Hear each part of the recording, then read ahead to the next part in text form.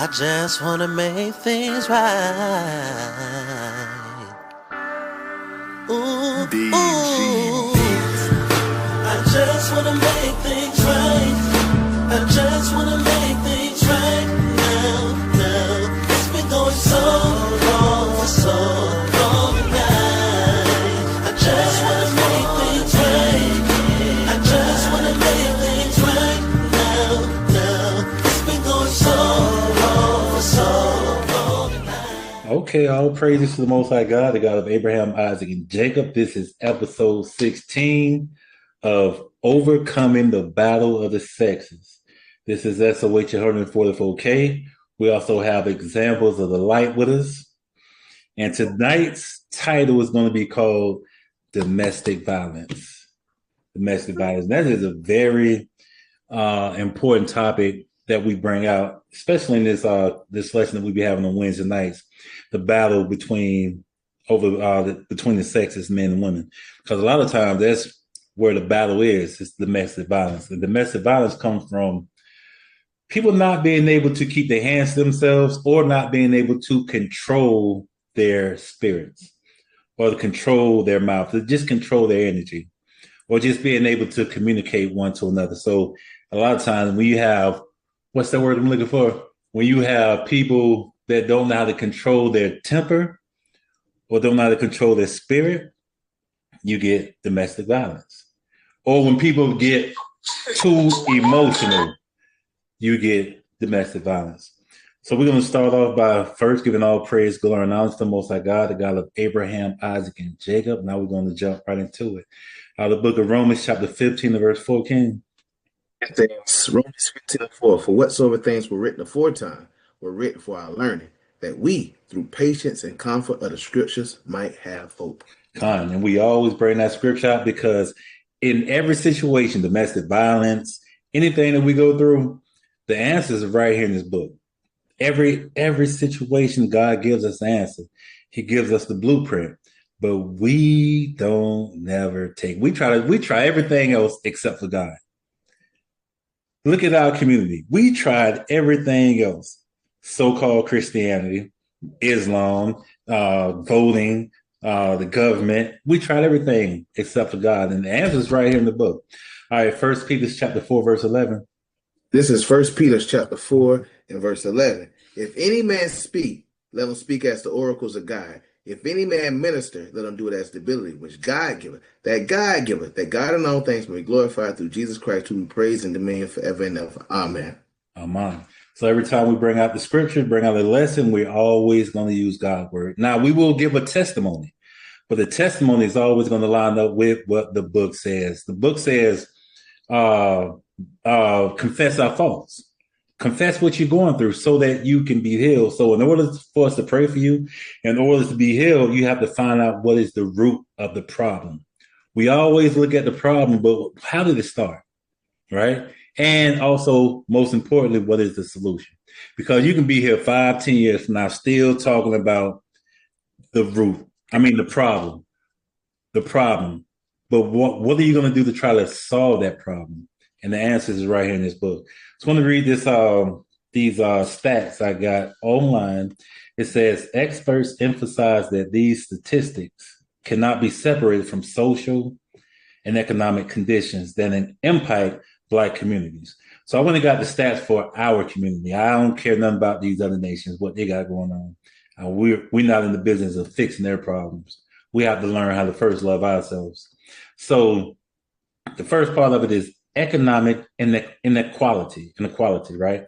The lack of access to stable housing and intergenerational wealth can make it physically and financially impossible for a survivor to leave an abusive situation. So with that being said, a lot of times the man, which is the breadwinner, most times, I don't know, these days it's starting to flip. A lot of these men, they starting to flip the roles.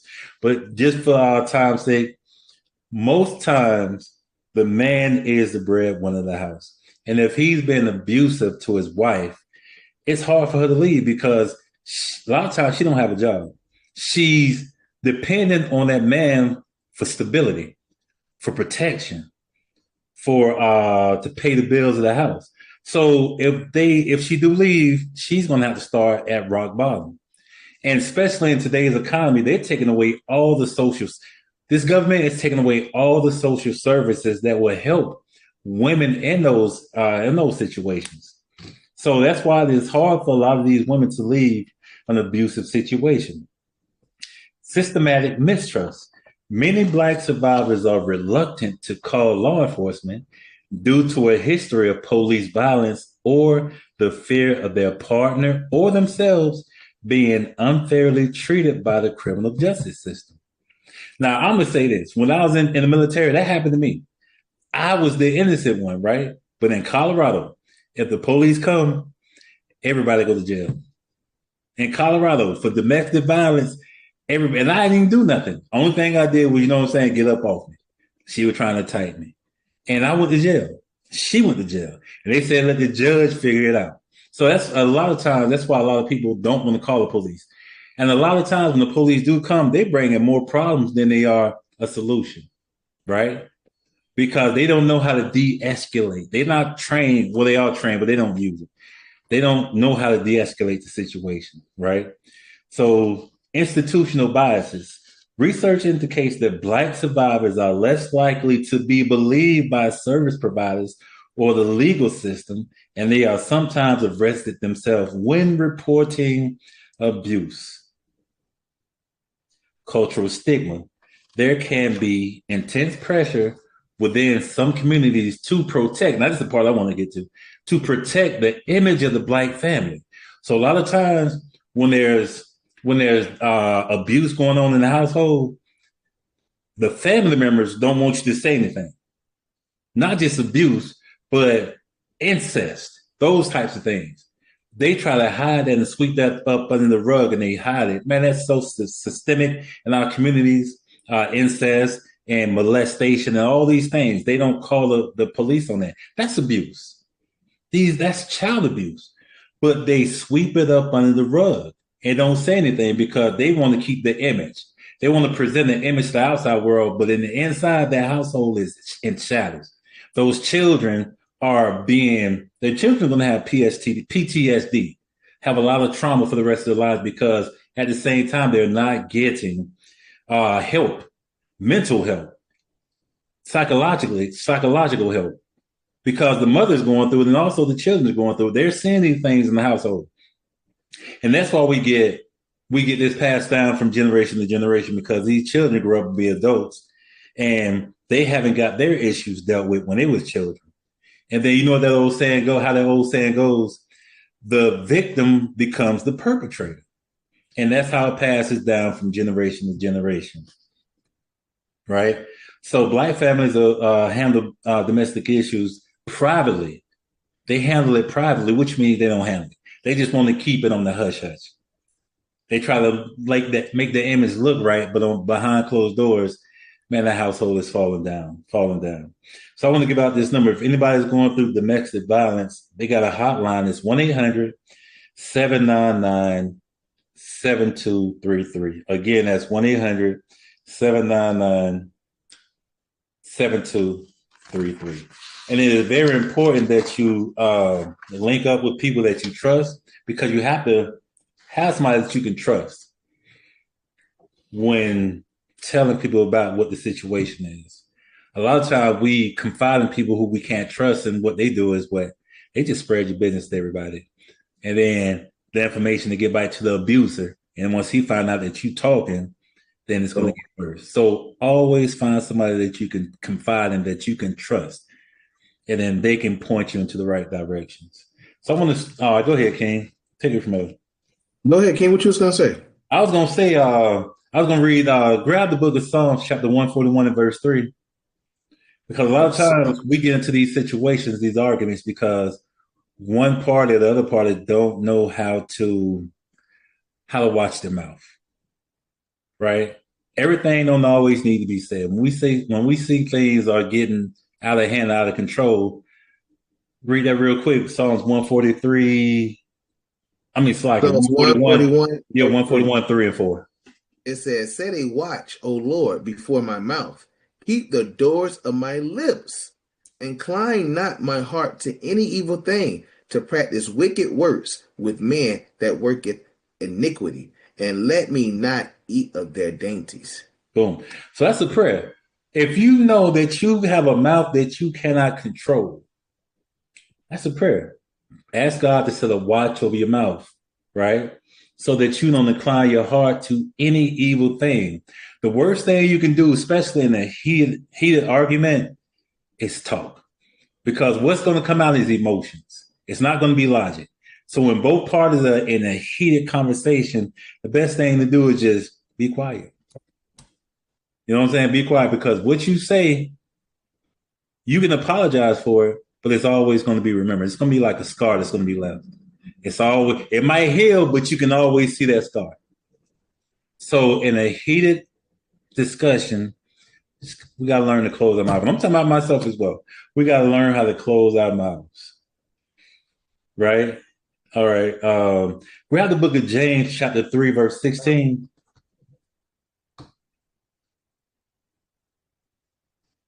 James chapter 3 and verse 16. And it says, for where envying and strife is, there is confusion, every evil work. Boom. Where strife and confusion is, what is there? Every evil word. Because that's what's going to come out. That's what's going to come out, because now the enemy is in the midst. Remember, when two or three gather, Christ is in the midst, but Christ ain't in the midst. The Holy Spirit is not in the midst when there's wickedness going on. So Wisdom of Solomon, chapter 1 says the Holy Spirit will flee. Bring that out, King. Wisdom of Solomon, I think it's chapter 1. Yes, chapter 1, verse 4 and 5. Yeah, bring it out. This is Wisdom of Solomon, chapter 1 and verse, I'll start at 3. It says, for forward thoughts separate from God, and his power, when it is tried, reproveth the unwise. For into a malicious soul wisdom shall not enter, nor dwell in the body that is subject unto sin.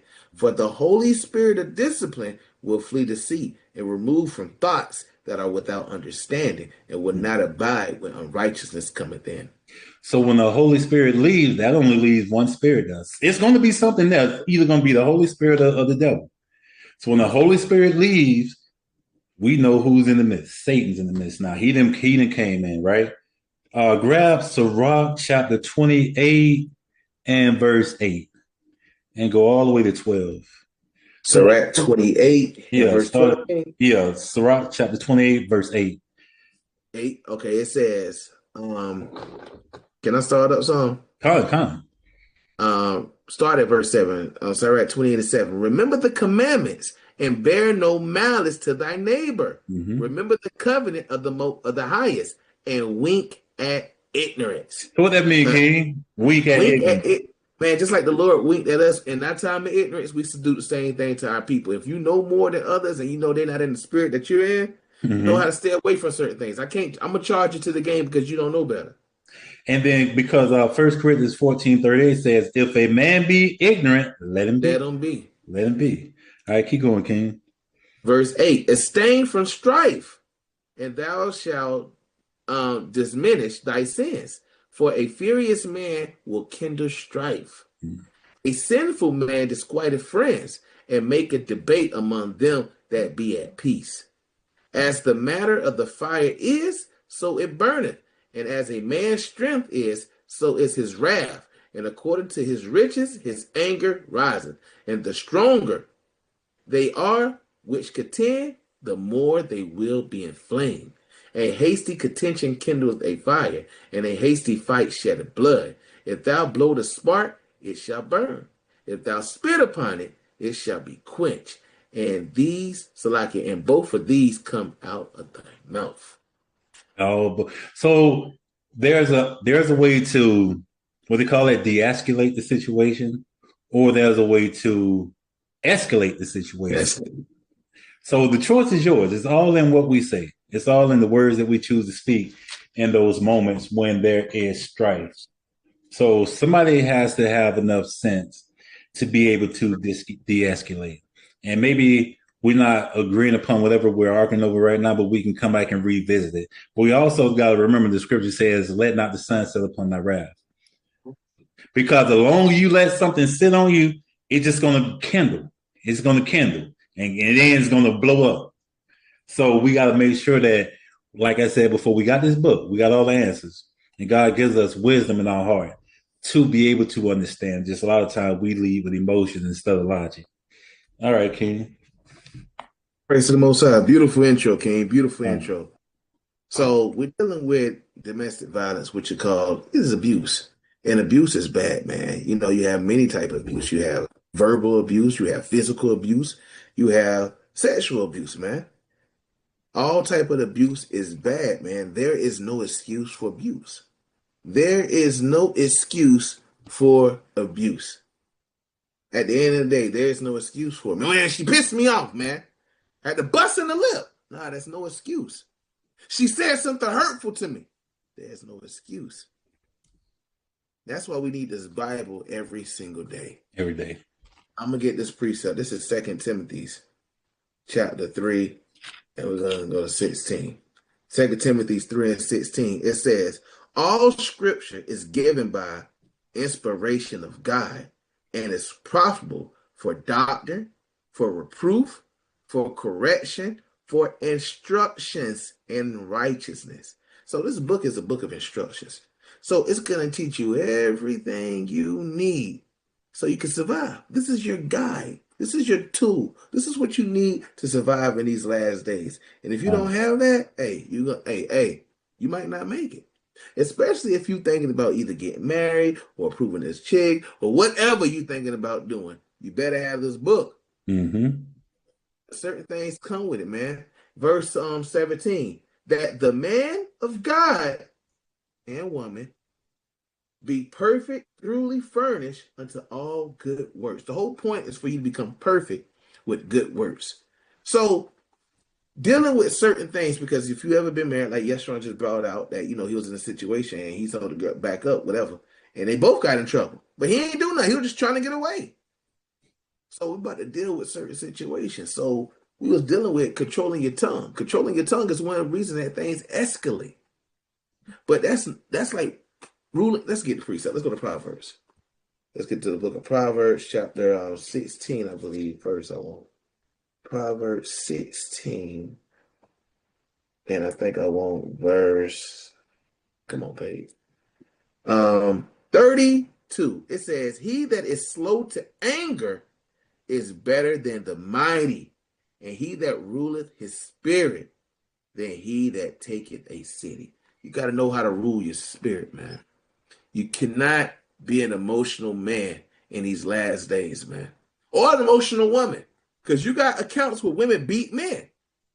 There's accounts where men are letting their woman put hands on them, man, and that's not acceptable either, man. You got your wife with boxing gloves on waiting to come home and beat you up. It's not cool, man. It's vice versa. This is domestic violence on both ends. Yeah. It's just not one for another. Hey, both parties, man. We dealing with both parties. Women should not be beating their husbands and men should not be beating their women. You already physically stronger than her, man. What are you doing? Well, I got to show my dominance. She tried me. Brother, you going off. I'm a God upon this earth, king, and she will respect me. Brother, you going the hell off. That's not the spirit you're supposed to be in these last days. And that's what brothers do, man. Mm-hmm. You got brothers here that's so insecure because they was nothing. So they get in the truth. They be like, yeah, Psalms 82. Give me Psalms 82. Yeah, I'm going to read it right now for you. Let me get Psalms 82. Yeah, you're going to respect me. You want to be something? I'm going to show you something. Yeah, I have said you're gods. See, I'm a god, so you respect me and call me a god. Brother, calm down. You let that get to your head. I'm a king. Didn't the Bible say I'm a king and priest? Reverence me. No, king, that's not how it goes, man. So you have to understand in this truth. You have to have righteousness. You have to see certain things done in righteousness. That's why you got this book, man. And we go with the scriptures. In no case ever, I feel like, hey, that's crazy too, man. I've been a lady for 15 years. Lord, 16 years this year, and ain't ever in my life called her out a name. Ain't ever called her a B or wanted to put hands on her. Ever. Now, do Eve drive me crazy sometimes? Cracking my knuckles like I got something for you later. Ooh, I got something. No, that's not how we move, man. Mm-hmm. Any brother that put hands on a woman, man, hey, somebody need to put hands on you. Yeah. I'm just gonna keep it 1,000, man. I'm gonna keep it 1,000. Let's go to the book of Proverbs, chapter 25. Let's get another precept. Got you. Because these brothers out here and sisters, because we're gonna deal with it, because sisters do the same thing too. Proverbs 25 and 28. I got you. The book of Proverbs, chapter 25, verse 28. He that hath no rule over his own spirit is like a city that is broken down and without walls. A city that has no walls, intruders and everybody can get in. So if you don't have no rule of your own spirit, hey, you just bound to let anything in and come out. You can't move in that spirit. It's called self-control. But you know, we are a sick people that's been destroyed, man. Emotionally, we're destroyed. We can't even, we don't even know how to control ourselves. Self-control. We don't have, what's the word I'm looking for? Restraint. We can't, it's another word I'm looking for. I gotta find it. Discipline? We're not disciplined, because no, if we was that people, we would know how to control ourselves, man. We can't, we don't know how to move. If you get into a situation where you're having a conversation with somebody, but you don't like what they're saying, so you just think you can just yell and start smacking yourself in the head. And man, hey, you're a damn. I'd be like this. But I ain't finna smite myself. But yeah, I'm talking about losing your damn mind like that. That's something wrong with you, man. Yeah, something is completely wrong with you, because our people are sick, and that's one thing you have to understand. We are sick.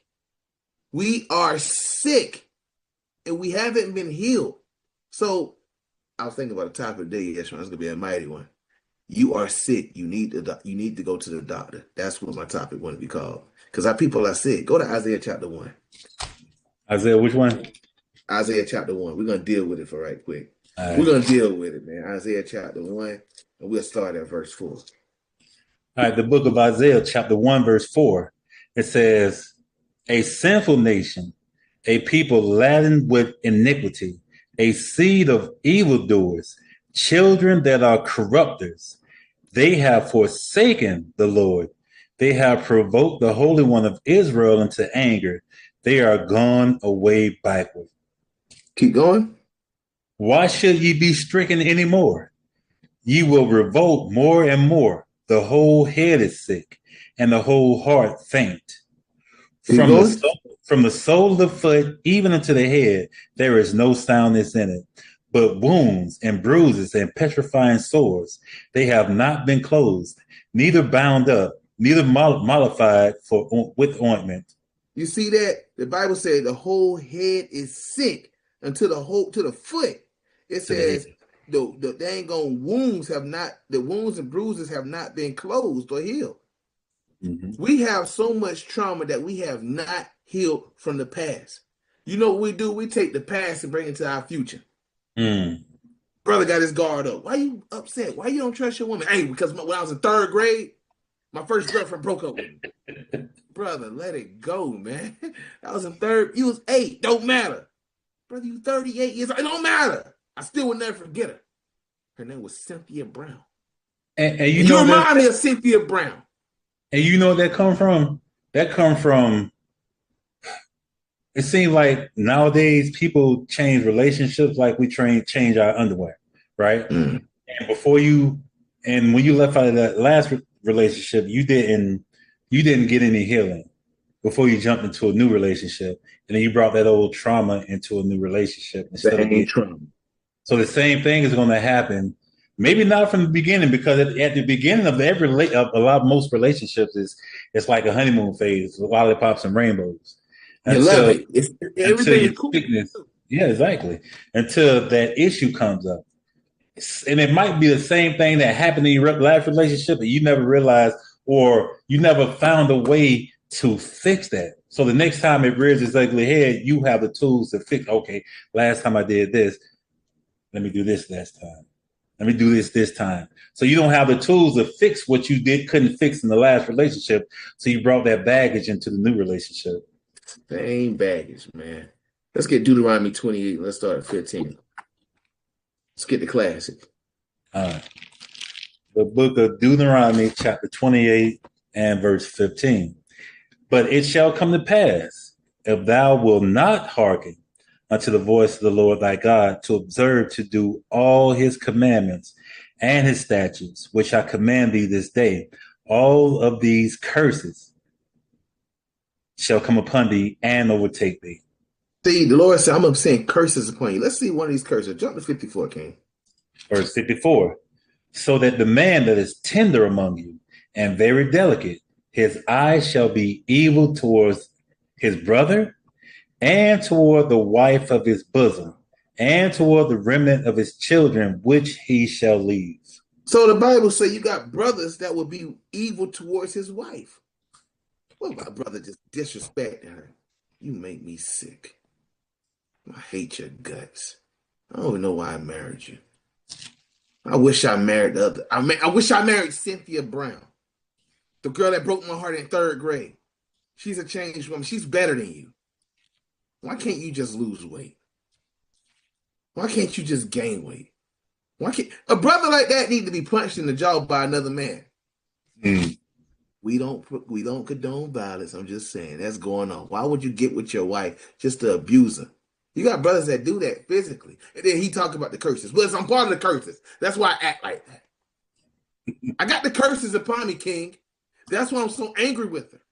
No, brother, you don't. You don't supposed to have the curses on you. You change. You're renewed. You're walking in the spirit. You don't move in the same spirit. No, whatever, King. Whatever. I hate my wife. I hate my wife. She makes me sick. She come home. You come home. She try to massage your shoulder. Hey, babe. You had to get your hands off of me. What? God. Dang hands off me. I'm tired of you. You got brothers out here like that, man.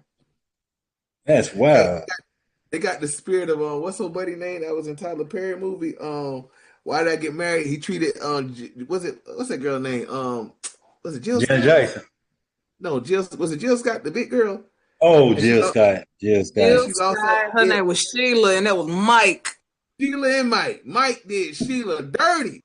Mike was talking so much trash about. Sheila came in there with her nice little gown garment on and trying to impress her. He said, "What you got that on for?" It just played her, made her feel. And she was trying to look sexy for her husband. It broke her heart. He said, "What?" He laughed.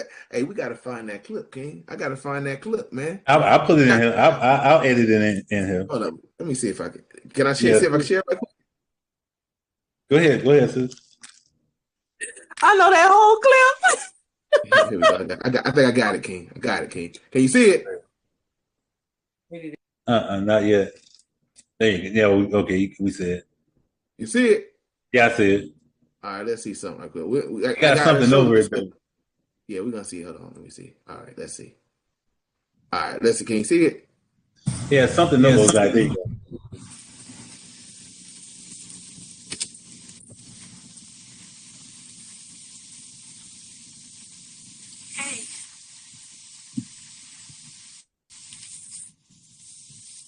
There you go. That on.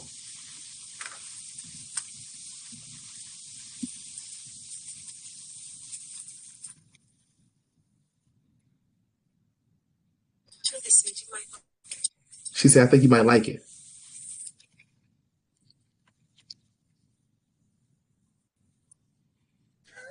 They start laughing at her.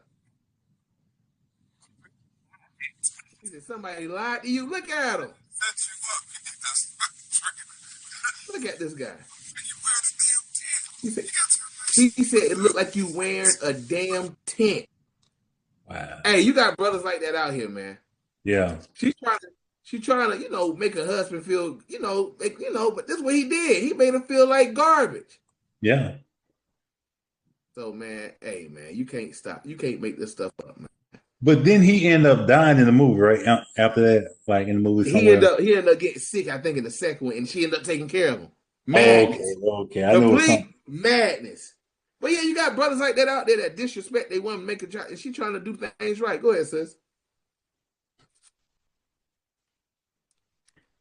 Oh no! All praises to the Most High though. In that movie, what I loved about it was she remained a nice, sweet person. He ended up getting with another sister who was actually her best friend, and he regretted it because she didn't do everything that Sheila did. She didn't take care of him the way that that his wife did. She cooked for him. She cooked clean. She took care of the house and all that. But then she ended up getting with a brother that appreciated her for who she is. And like you said, in part 2, he ended up getting sick, and she ended up being the one to take care of him. And her husband was like, "What are you doing?" Madness. Yo, Madness. So yeah, you got that. That's the curses. Jump to verse 56. 56, all right. Book of Deuteronomy, chapter 28, verse 56. The tender and delicate woman among you, which would not adventure to set the sole of her feet upon the ground, for delicateness and tenderness, her eyes shall be evil toward the husband of her bosom, and toward her son, and toward her daughter. So it's not just the husband. The woman would be mean to her husband. You got women that put hands on their husbands. You have domestic violence where the husband has to call the cops because his wife is abusing him. It's true. It happens. Yo, I was watching a video on YouTube the other day. Dude had cameras all around his house, and he found out his wife was cheating. He's in the military. He was overseas. So when he came back, he seen everything on the camera. So she confronted him outside and was just slapping him. And slapping him. He left and went to the police station and reported it. And the police didn't believe him. And even when he showed them the footage of her slapping him around, cussing him out, calling him a punk, they still acted like they didn't want to arrest her. She pulled up to the police station because she had him on what they call it, where she can see where he is. She pulls up. The police gave her so many chances. They eventually had to take her to jail, but they didn't want to. They were trying to find a way to arrest him. Well, what did you do to provoke her? What did you touch her? What did you emotionally abuse her? He was like, no, she was cheating. I confronted her and she jumped on me. But some kind of way they tried to make it seem like it was something that he did. Yeah, that was wild. I will give this brother this much. He kept his composure. She was catching him with some two pieces, bike hand, open hand, closed fist, and he just stood there. Man. I'm not gonna stand there and let you continue to beat him. I'm not gonna let you abuse me. I'm sorry. That's not it ain't happening. The roles were I can't say the roles were reversed, but he was playing the feminine side and she was playing the masculine in that situation. You can't put hands on me. I'm sorry. That's just not how that works. Let's go to Ephesians 5:21. Heck nah, that's mad. Ephesians 5:21. And you committing adultery, boy. Yeah, she committing adultery. Got caught. Man, overseas in the military, and you over here slanging that thing to everybody. Hey, I got a topic coming out called adultery, man. I got to do a topic on adultery, man. I got to get, man. That's a wicked sin, man. All right, the book of Ephesians 5:21. Ephesians 5:21. It says, submitting yourselves one to another in the fear of God. That's the first thing you need to do. When you get in a relationship, you got to make sure you have that one person that's going to be like you, submitting to the Most High God. So it's a proven stage. We're going to hold that right quick. Let's go to Sirach chapter 6 and 17. We got to get the classes first. All right. Then we're going to come back. Sirach chapter 6. And verse 7. All right. Book of Sirach chapter 6, verse 7. If thou wouldst get a friend, prove him first, and be not hasty to credit him. And that's the thing that we have to understand. When it comes to marriage and being with somebody, you got to prove people, man. Yeah. You could just think you about to lay with somebody and they tell you, oh, by the way, after you finish laying with them, I'm schizophrenic. What? Yeah. I hear voices. What the? No, I don't want to lay with you. No, what the? You should have proved them. You should have proved them. What the hell is this, man? Having a conversation with themselves. No, you should have proved that person. Rule number 1, prove them, because then you can avoid a whole lot of red flags. Well, it was just one thing, 2 thing, 3 thing. No, Prove them first. Go to Sirach 19 and verse 4. The book of Sirach, chapter 19, verse 4. Yeah. All right. He that is hasty to give credit is light-minded, and he that sinneth shall offend against his own soul. So the Lord said, he that is hasty to give credit is light-minded. You already giving people credit. You don't even know this person. You don't even know this person. You can't give people credit before you meet them. Nah, that's a good person. How you know, sis? Well, he pumped my gas. Yeah, because he was driving your car later. See, she said that happened to her. He just died. So, hey, man. Hey, it be like that sometimes, man. So you can't just be, you got to prove people out here in these last days, man. You got to prove them. Can't just be like, oh, this can be a perfect person for me. This guy is gonna be perfect. Or this brother, he thinking, oh yeah, man, like you said in that Tyler Perry movie, he thought she was bad and all that, but realized she don't cook, she don't clean. You ain't get to know who they are, and you just end up, hey, you want to be my wife? You want to be my husband? Let's do it. Madness. And then you stuck with problems. Nah, we can't do that. Nah, we can't do that. Go back to Ephesians chapter 5 and 22 again. The book of Ephesians chapter 5, verse 22. Wives, submit yourselves unto your own husbands, as unto the Lord. Hey, so you submit to your husband. I'm glad you said it. When you submit to your husband, you got to submit to him as you will submit to the Lord. So if the Lord told you, hey, can you fix me a sandwich? You can be like, oh yeah, you ain't gonna say nothing, you gonna fix it. But if your husband say, hey baby, you don't mind, can you fix your sandwich real quick? You out here studying, reading. Can't your ass just get up and fix your own sandwich? Damn. Really? Like the Lord said, hey, we ain't taking advantage of you. Like, yeah, then come massage my feet, then rub my shoulders at the same time while you massaging my feet. And I want you to cook me breakfast too while you massaging my feet and rubbing my shoulders. Do all of the above. My God, give me Psalms 82 and 6 so I can show I'm a God. You will respect me. No, you're going off. Don't be like that, Jake. No, it's levels. If your husband asks you to do something, don't suck your teeth. Don't roll your eyes. Don't if it's not folly, you get what I'm saying. Yeah. Your husband said, yeah, go to the Empire State Building and jump off. Dedicate your love to me. That's complete madness. But if the book of Psalms, chapter 82, verse 6. And that's what Jake do. They go to this precept to make it seem like they're more than what they are. Now, granted, we are gods upon the earth, but you got to read the whole verse. Go ahead, King. Book of Psalms 82 and 6. I have said, ye are gods. See, we are gods. That's what he'll tell his woman to read. See, I'm a god. You're not. You was made in my image. See, that's what brothers do. Going off. Abuse. Go ahead. And all of you are children of the Most High. But ye shall die like men and fall like the princes. See, guys don't die. See, that's one thing you gotta know. Guys do not die.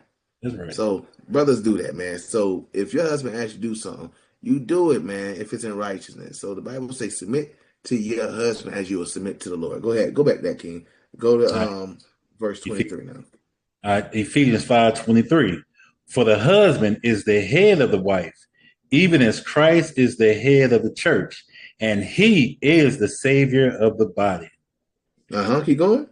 Therefore, as the church is subject unto Christ, so let the wife be to their own husbands in everything. To be subject to your husband in everything. If he asks you to do something, you got to do it, man. Now, if it's in righteousness, not in sin or wickedness, I got to make sure I say that because brothers try to justify themselves. See what the Bible says. You do everything I say in righteousness. Righteousness. Just as Christ loved the church, is how you got to love your wife and do things for her as well. Go ahead, King. Verse 25. Husbands, love your wives, even as Christ also loved the church and gave himself for it. See? It goes back. Now, husbands, you got to love your wives like Yahushua love the church. See, Yahushua ain't abused the church. He ain't hurt the church. You got a brother like, well, he did. Give me John chapter 2 where he came in there whipping to keep people in the building. He whipped them. You got brothers out here that go to any precept just to prove their point. No, brother. Yeah. Those people was going on. Well, she was going on. She burned my toast. Brother, you gonna whip your wife for burning your toast? You going off, King. So you gotta be mindful of certain things. Keep going, King. All right, verse 26. That he might sanctify and cleanse it with the washing of the water by the word. Uh-huh. That he might present it to himself a glorious church, not having spot or wrinkle or any such thing, but it should be holy and without blemish. And that's how your wife should be, man, because you're supposed to be washing her daily with this word, man. Keep going, King. Verse 28. So ought men to love their wives as their own bodies.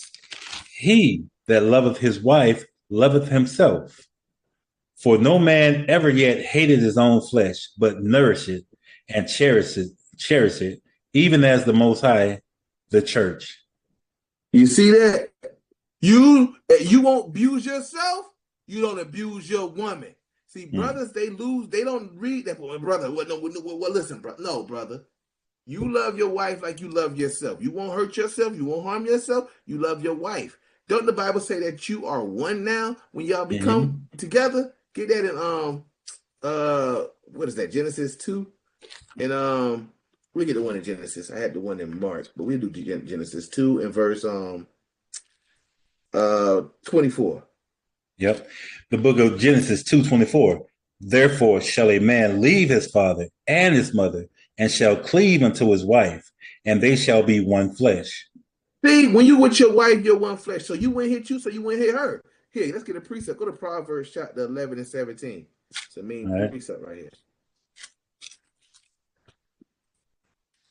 The book of Proverbs chapter 11, verse 17.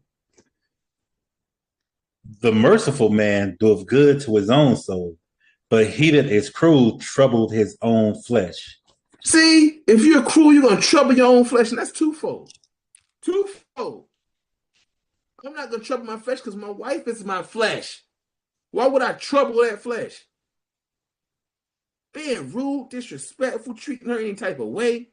No, that's madness, man. Like I said, you got brothers that physically abuse their woman with their hands and objects. Then you got brothers that emotionally abuse their woman. Look at you. You make me sick. I hate your guts. Why did I even marry you? Do I even love you still? You don't do what you used to do for me. You don't even turn me on anymore. Can't believe I'm wasting my life with you. When you just gonna drop dead so I can marry another? I might get another wife. Oh, and that multiple wife thing. That's when that multiple wife thing come in when they sick of that first one out. Yeah, man. I'm tired of her, man. I'm so sick and tired. Or it could be the other way around. A woman could be like, you are nothing like how you were in high school. You used to be the man. Now you're a failure. Your father was right. You would never amount to nothing. You're going to be just like your father. He was nothing. I can't believe I laid down and had boys with you. They're going to be nothing because you're nothing. A generation of know-nothings. I should have listened to my sister and mess with the other guy. I wish I would have never went out of town that week and I would never met you. Like stuff like that to break you down in pieces. What kind of man are you? You've never been a man. My father said you would never amount to anything. What kind of man that doesn't, just breaking you down in pieces to the point you're like, God, dog, that's emotional abuse. You got that's the verbal abuse too. Like, shut your mouth, woman. Shut your stupid self up. Why would you say that? Because they hurt. Hurt people hurt people. Hurt people hurt people. These are wicked spirits that are upon that they need to purge, man. And that's one thing about it. They are so comfortable in their demons. They allow them to be just they show themselves, man. Hey, I got a precept. Let's go to Sirach 19 and verse 26. Sirach 19 and 26. Book of Sirach, chapter 19, verse 26. There is a wicked man that hangeth down his head sadly, but inwardly he is full of deceit. So you got a man that's walking around sad, like he's really sad, but he's trying to just get the attention of somebody. Like, oh, you got a sister, my brother. What's wrong with you? No. I don't want to talk about it. But he's playing her. He's playing her. Or you got a woman that do the same thing. She'll walk around with the sad face, like, and brother be like, sis, is everything okay? No, you don't want to hear this. It's too much. No, I'm here for you, sis. Got you. Fall into the madness. Go ahead, King. Okay, verse 27. Casting down his conscience and making as if he heard not. Where he is not known, he will not do thee a mischief before there be aware. Be aware of this person, because certain people got plots and schemes for you to be part of their madness. You got people that plot on people. People do this for real, man. Yeah. I've seen people actually do this, man. I wish I was making this stuff up. That's called manipulation. Hey, you was living your best life doing what you want to do, and this person crept on in. And now they made your life miserable. Oh, nothing about it. I testify. Like, who sent you? The damn devil sent you. I was doing, man. Keep going, King. All right. What was that? Verse 28. 28. Okay, verse 28. And if for want of power he be hindered from sinning, yet when he findeth opportunity, he will do evil. When he find the right moment, they got you. Lay possum at first. They're gonna be playing possum at first. Playing possum to, hey, I got you right where I want you. Now you see their true colors. You be like, you ain't act like this in the beginning. Shut your mouth. I'll make you now. This is who I'm really am.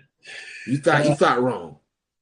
I thought you loved me. I don't love nothing. Like, what are you doing?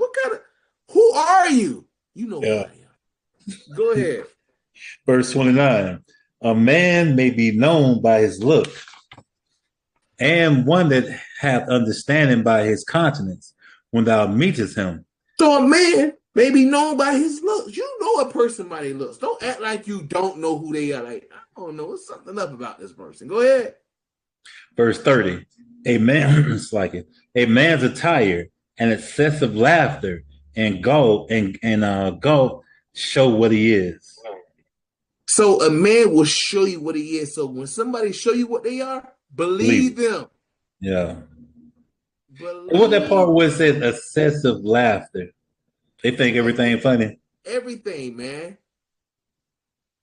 Girl, you know I was just playing with you. I ain't gonna really beat your ass. No, you really are. Like, what the hell? Who play like that? I'm gonna bust you on your head later on. Girl, I'm just playing with you. Oh man, this Bible is the truth, man. You can't for real. You can't hide from this stuff. This is real deal, man. People, you have to watch people's spirits, man. Because people, well, 1 minute you will see they used to be happy, and all of a sudden they sad now. Like, what the hell happened to you? You used to walk around with a happy spirit. Go to Proverbs 15 and 13. Let's see. Proverbs 15, 13. Yeah, it's gonna say the same thing, man. It's gonna say you can tell somebody, I seen people like that. 1 minute, hey, I ain't being funny, man. I could just tell when people going through it. Like, I work with a whole bunch of Eves anyway, so their relationship ain't going right. They come in with the funky attitude. I'm like, oh, what he done? That's what I hear. I'm like, oh, what he done to you? It's like, what? Guess that you was happy the other day. No, we ain't do nothing to you because we don't see you after work. We don't talk to you after work. And then you go do with your little person life. Now you come back with things like we did something to you. Man, get yourself together. Get together. Proverbs 15, 13. A merry heart maketh a cheerful countenance. See that? When they happy, they got a cheerful countenance. Yay. He loved me again. They look. But by sorrow of the heart, the spirit is broken. Now we see they said, hey, stop being with somebody that's going to keep breaking your damn heart. What is your problem? Yeah. Who does that? Why would you, if a person show you their true colors, believe them? No, he's a good man. He's going to change. The Lord, you got to give him an opportunity. See, Josh, you just like to throw people away. No, I don't throw people away. I just know if a person show me that's who they are, that's who they are. Who am I to think I can change somebody? The only person that can change you is the Most High God. That's right. And that person has to want change. That person has to want change. The Lord said that. He said they have closed their eyes. He said, but I will heal them. Get that in Matthew 13, King. Matthew 13 and verse, I think it's 16. Matthew 13, let me make sure. I think it's 16, if I'm not mistaken. Maybe I might be wrong, but let me see. Matthew 13 and verse 15. 15. All right. Yeah, Book of Matthew, chapter 13, verse 15. For this people's heart is waxed gross, and their ears are dull of hearing, and their eyes they have closed, lest at any time they should see with their eyes and hear with their ears, and should understand with their heart, and should be converted. I should heal them. See, the Lord will heal you once you decide to open your eyes and your ears. But a lot of people want like this. I ain't trying to hear that crap. Y'all keep that truth over there. This is what you need. Go to Proverbs chapter 17 and verse 9. And this is a mean one too, man. You got to think about this one too, man. We're like, here you come with that Bible stuff again. Yeah, I mean, hey. See, if anybody say that to you, man, you better separate from that person. Man. Yeah, I do. I've heard that. Man, can we just talk about? No, we can't. Man, I want to talk about the Lord. Let me talk about the Lord today. But brother, you do that on your time. Well, hey, I'm gonna do that on my time. Proverbs 17, verse 9. He that covereth a transgression seeketh love, but he that repeateth a matter separate very friends. See, you got somebody that repeat a matter. He smacked you in your face. Oh, baby, I'm so sorry. I will never do it again. That's what Jake say. I would never do it again. Mm-hmm. I'm sorry. You know how I get when I get angry. But I promise, baby, I would never do it again. I would never abuse you again. And then he do it again, and you go back to him again. The Bible say, he that repeateth a matter. What you mean? He did it again. What is that? That it won't happen again, spirit. I promise. That's called a pattern. That's called a pattern. Hey, that is circle, triangle, square. What's next? Mm-hmm. Circle, triangle, square. What's next? Mm-hmm. Rectangle. See, that's what the problem is. Pay attention to the pattern.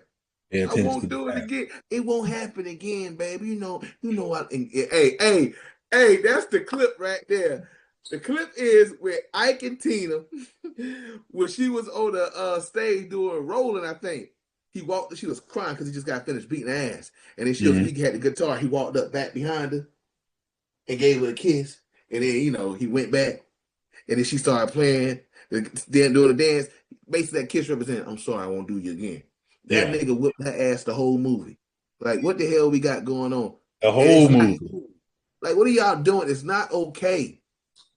And then you can't have no friends to be like, you can't. Now, this is how you know you can't have these type of friends around you. You can't have a sister or a brother to be like, talking on the phone. So, hey, how was your day? Well, I just got ice on my head right now. Ice on your head? What happened? Leroy hit me again. Girl, what did you do? What? No, she should be like, hey, you need a place to stay? Like, Leroy got to stop putting hands on you, man. Well, Hey, but you know what that's called? You know what that's called? That's called, like, what they call it, trauma bonding, because I had issues too. Sick people, I told you, we all sick. Yeah. So it's called trauma bonding. They both bond through trauma, which is it's crazy. Madness. We can relate to it. Oh, you've been abused? I've been abused. Let's be together so we can abuse each other. No. Let's heal from this. But that's what happens, man. That's that psychological. And that's the problem right there. See, people don't even know. Like when we went to Isaiah, it said some of the wounds wasn't healed. Mm-hmm. So we know certain things or heal certain wounds. You have your Neosporin, you put on your bruises and stuff like that with your band-aids and your peroxide and all that stuff. But the Bible say this heals your real wounds. That's right. Let's read that in Wisdom of Solomon chapter 16 and verse 12 right quick, King. Right. We still haven't recovered from the wounds that our trauma past. The same things that been going through our life, we bring that on. Like you bring, you know what it's called? Bringing your baggage. Yeah. Wisdom of Solomon 16 and 12. All right. Wisdom of Solomon 16 verse 12. For it was neither herb nor mollifying plaster that restored them to health, but thy word, O Lord, which healeth all things. See, the word heals all things. We got to be healed with this word, man. We got to be cleansed. We got to change because we are a sick people. Our people is sick. When I say we're sick, hey, we're sick, man. We're sick. You know, I was watching that documentary on Lisa Left Eye. That one she did at the end of her life where she was down there with Dr. Sadie doing all these herbs and things trying to heal the body. But they showed on the wall in her room, she had the goddess with the 6 arms and the eye in the forehead. So she was trying to heal her body, but she wasn't healing her spirit. And that was the problem was. We can take all the herbs we want, but if your spirit wicked, them herbs ain't gonna help your spirit. Ain't nothing changing. Ain't nothing changing. See how she died, right? Yeah. That's how she She died. didn't even die with a sickness. She died in an accident. You trying to make sure you don't die from sickness. The Lord said, I change that up, baby. And she was leaving Dr. Sabi little place down there in South America, whatever they was at. She was leaving and coming back to America, but she got killed. Most High God don't play. They got to stop playing with God, man. That's thinking herbs gonna heal you, man? Go to this book for healing. That's it. Go to Mark chapter 2, and we'll start at verse 17. See, this is what people need to understand. See, we are sick people. We need to be healed, man. And you get healed through these. So if you are going through domestic violence or abuse, or you know a case of it, hey, get in the scriptures, man, and be around like-minded people so we can give you the solutions. And I want to show you some solutions too. Go ahead, King. The book of Mark, chapter 2, verse 17. 17, yep. Yeah, 17. When Jesus heard it, he saith unto them, they that are whole have no need of a physician, but they that are sick. I came not to call the righteous, but sinners to repentance. See, we need the physician. The physician is Yahweh Shai, man, the word. This is what heals us. And we are a traumatized, sick people that needs to be healed. And if you don't believe that you ain't traumatized or got any baggage, hey, I ain't talking to you right now, then, because you in delusional land. Mm-hmm. You in delusional land. We are part of the curses, man. Mm-hmm. Not saying you have to live by the curses, but we are part of the curses, man. Hey, you know what? You have seen certain things. Go ahead. I don't see no scripture in the Bible where Christ said, take 2 of these and call me in the morning. Ain't no scripture. He did give us 2 things to do. Fasting and praying. That's what you need to do. Fasting and praying. And you say, hey, then get it refilled. Make sure you take this one and you even take, get in this book. And in 30 days, get a refill. Yeah. Go get your refill. So we can keep you healthy. No, you need this word. This is going to heal us physically and spiritually. Our people need this, their head cleared and their body too as well. Let's get the book of Psalms. Let's go to Psalms chapter 11 and verse 5, King. Psalms 11 and 5. The book of Psalms, chapter 11, verse 5.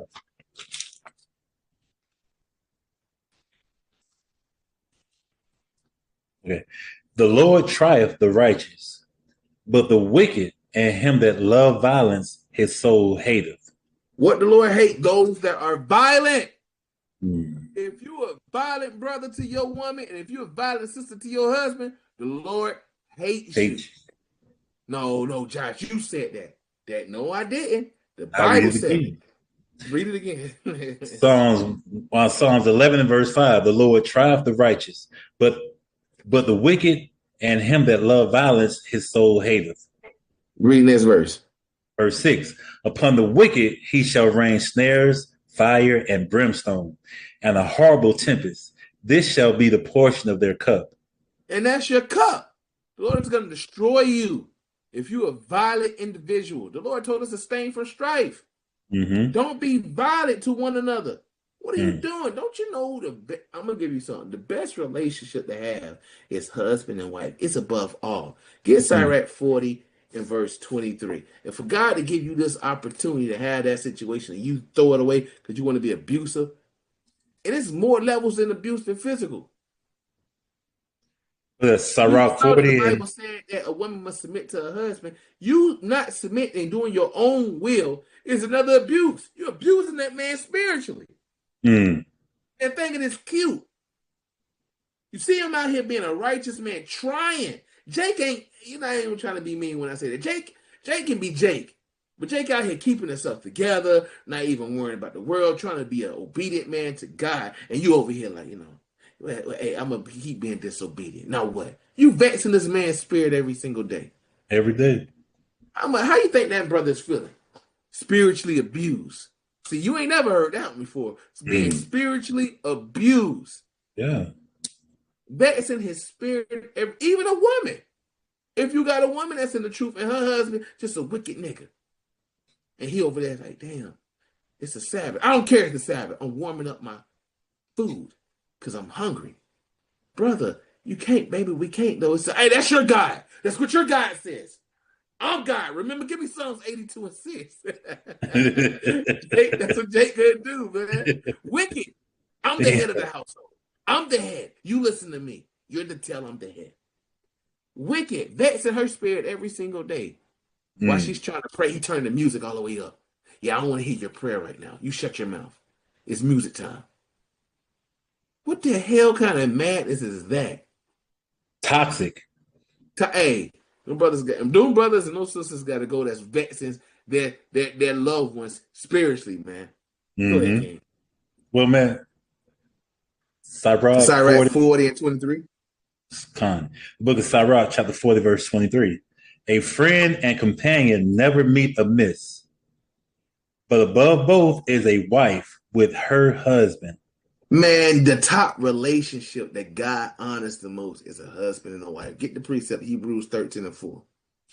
See, we don't understand that. If God gave us the opportunity with this thing, man, you think you're supposed to blow it? What kind of madness is this, man? God, in God's eyes, marriage is highly esteemed before God and the angels, man. God looks at that thing. Now, what was that old saying? Excuse my language. It was bros over what? Remember bros over hoes, man. Bros over hoes. That's crazy. I ain't never understand that one. Hey, that sounds suspect to me. You know what I'm saying? Nah, but, wife over all these people, man. Besides both sides, man. That's right. Hebrews 13 and 4. Hebrews 13 and 4. Marriage is honorable in all, and the bed undefiled, but whoremongers and adulterers God will judge. See, God said marriage is honorable above all. That's highly esteemed before God and the angels, man. You think God ain't watching the way you treat your woman? You think God ain't watching the way you treat your husband? He got the angels recording, documenting everything. Like, yeah, she was disobedient to her husband. Her husband just asked for a peanut butter and jelly sandwich. And she said, get the hell out of my face. You go fix it yourself, you stupid nigga. What? What was he doing in the meanwhile? He was doing a topic. He was doing a topic. Yeah, he was reading the Bible. And he just got off a fast too, by the way. And he just got off a fast. Did she fast? She don't even believe in fasting. Only time she fasts is when she stopped watching TV, stopped watching Desperate Housewives for a week. That's her fast. She ain't gonna watch Desperate Housewives for a week. She said she gonna wait till the final finale, then she gonna start watching. That's her fast. Madness. The brother was just man, that is so real what you said. People really go through these things. Yeah, I know. It's not far-fetched. It's real. It's real. And then the brother just wanted the sandwich. He just did a 2-day fast. And he was fasting for his wife. And she don't even know she was fasting for him because he was praying that the demon go away. And she just said, no, hell with you. Go make your own peanut butter and jelly sandwich. And then she said, I'll make it for you. And then you know what she did? She made it, but she gave him the ends of the bread. Just being nice, nasty. And she forgot the jelly. She said, "No peanut butter, no jelly, no jelly." And then I can't swallow. She said, "Well, fix your own self on the drink. You know the peanut butter get stuck in your throat." See, she did him dirty, man. Yeah. She did him dirty, man. The brother just trying his best to be a righteous man, and his wife is spiritually abusing him, man. Some brothers go through that, but now I'm gonna tell you this now. Now, it's arguments. It's okay to have arguments, and because nothing's perfect. First and foremost, the Bible tell you there's no temptation that has overtaken you, but with that same temptation, God has given you an escape route, basically that's gonna make you help yourself. Let's get that precept. Let's go to 1 Corinthians and get that right. All right. To show you that it's healthy. Don't think because guess what? It's called. We're gonna get it. We're gonna get it. God willing. God willing. This is 1 Corinthians. What is that? 10 and 13.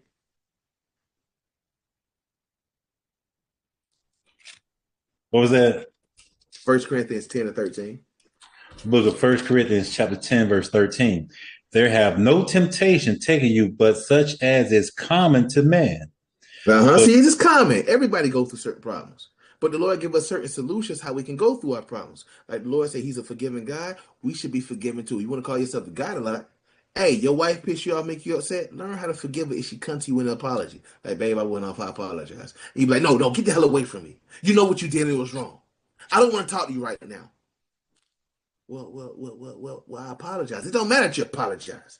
I'm turning my back to you, return to you. I'm going to turn my back on you until you assault your fence, and I will come back to my... Don't be quoting Hosea chapter 5 and 15 like you the Most High God. No, you're not him. Brothers out there letting a woman keep begging. She gave you flowers. She gave you a card. Like, baby, I'm sorry. Oh, you think that's enough for what you did to me? Brother, what did she do? What did she do so bad that you can't forgive her? She drunk all my Kool-Aid. Brother, what the hell is this? You got unforgiving niggas out here, man. Yeah. Go ahead. All right. But God is faithful, who will not suffer you to be tempted above that ye are able, but will with the temptation also make a way to escape, that ye may be able to bear it. So certain things we got to bear. And one thing about marriage is not easy. It's a work in progress. No marriage is perfect. It is created the way it's created for it to become perfect through trials and tribulations. Get 1 Corinthians chapter 7, and let's read 28. Oh, I was already there, King. Right, but and if thou marry, thou hast not sinned. And if a virgin marry, she have not sinned. Nevertheless, such shall have trouble in the flesh, but I spare you. It said you shall have trouble. So it's going to happen. You're going to. So people got to understand arguments may happen, trouble in the flesh, but it's about the forgiveness. You got to remember, this is your wife. Why am I so angry with her to the point I want to put hands on her? I was mad, man. I'm not going to. Hey, now it's levels. Now I'm only going to say levels because if your wife, you come in the house after a long day, you're doing everything right, and she got another man in the house. Oh, my God. Proverbs chapter 6. For me, boy, the Bible tell you, that man, you can't stop a man with that rage because that's different. But if she just happened to say, oh, babe, I forgot I burnt the toast. You burnt the toast? I can't do this no more. I can't do this no more. What you mean? I need a bill of divorce. Bill of divorce? For toast, man, bro, I got you some fresh toast. I don't care. I wanted those pieces of the toast. What kind of madness is this, man? This brother is going the hell off. Why did you sew my fringes that way? I didn't want the zigzag. I wanted a straight line. So you want to sew my fringes the way you want to sew them. You know something? Give me a bill of divorce. Brother, at least she did the fringes. It doesn't matter. I didn't want that. We're going on vacation. She packed your clothes. Why the hell you gave me this outfit? You know I never wear this blue shorts with this white shirt. I wear my blue shorts with my red shirt. Give me a bill of divorce. Brother, you can't keep... They looking for a reason. They be looking for a reason to get out. You got people like that out here. I wish I was making this stuff up, man. Oh. Go to Sirach chapter 10 and verse 6, man. The book of Sirach chapter 10 verse 6. Bear not hatred to thy neighbor for every wrong. Bear not hatred to thy neighbor for every wrong. And don't bear hatred to your neighbor for every wrong. Like, I hate you now. I hate you. That's your favorite word. I hate you. I hate you. Now your kids walking around. I hate you. I hate you. And the teacher like, why is your child always saying I hate you? Well, it's a TV show they watching. No, it's you, brother. You always walking around saying you hate your wife for every mistake she made. It's okay. We're human. We make mistakes. No, brother. She keep making mistakes. She making mistakes. Her new name is Mistake. She was a mistake. Brother.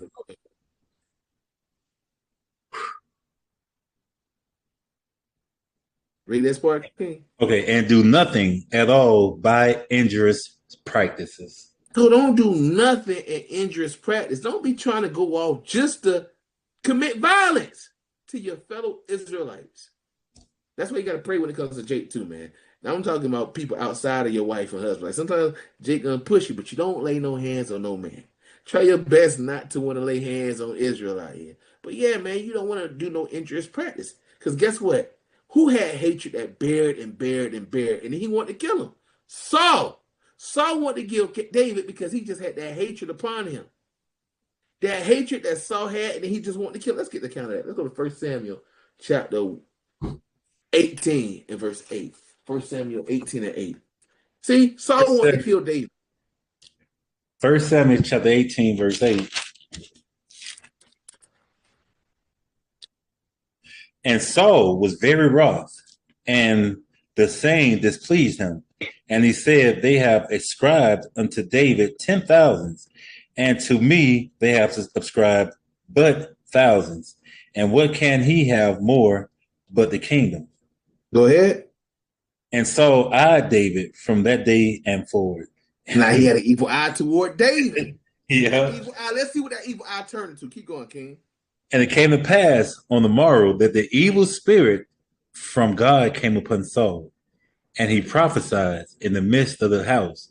And David played with his hands, and at other times, slacking with his hands, as at other times. And there was a javelin in Saul's hand.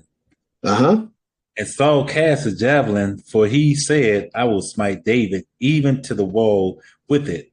And David avoided out of his presence twice. See that he said first that evil eye, then guess what turns to it? I want to kill you now. Yeah. See, that's why can't have hatred in your heart, man. Because if you have hatred, it's gonna bring the killing. And you know what the Bible says: no murderer shall enter into the kingdom of God. You can't have hatred in you, man. I don't care what it is. That's why you can't bear no hatred against your people. And you can't be out here want just to brawl. Jake just want to fight. Every time he sees a woman, he said, hey, you know something? You know what time it is. Go put the gloves on. Brother, put the gloves on. What you mean? Yeah, I want to put hands on you today. You know what time it is. It's you and me right now. Right now. Get Titus 3 and 2, King. Let's go to Titus 3 and 2. Jake want to brawl.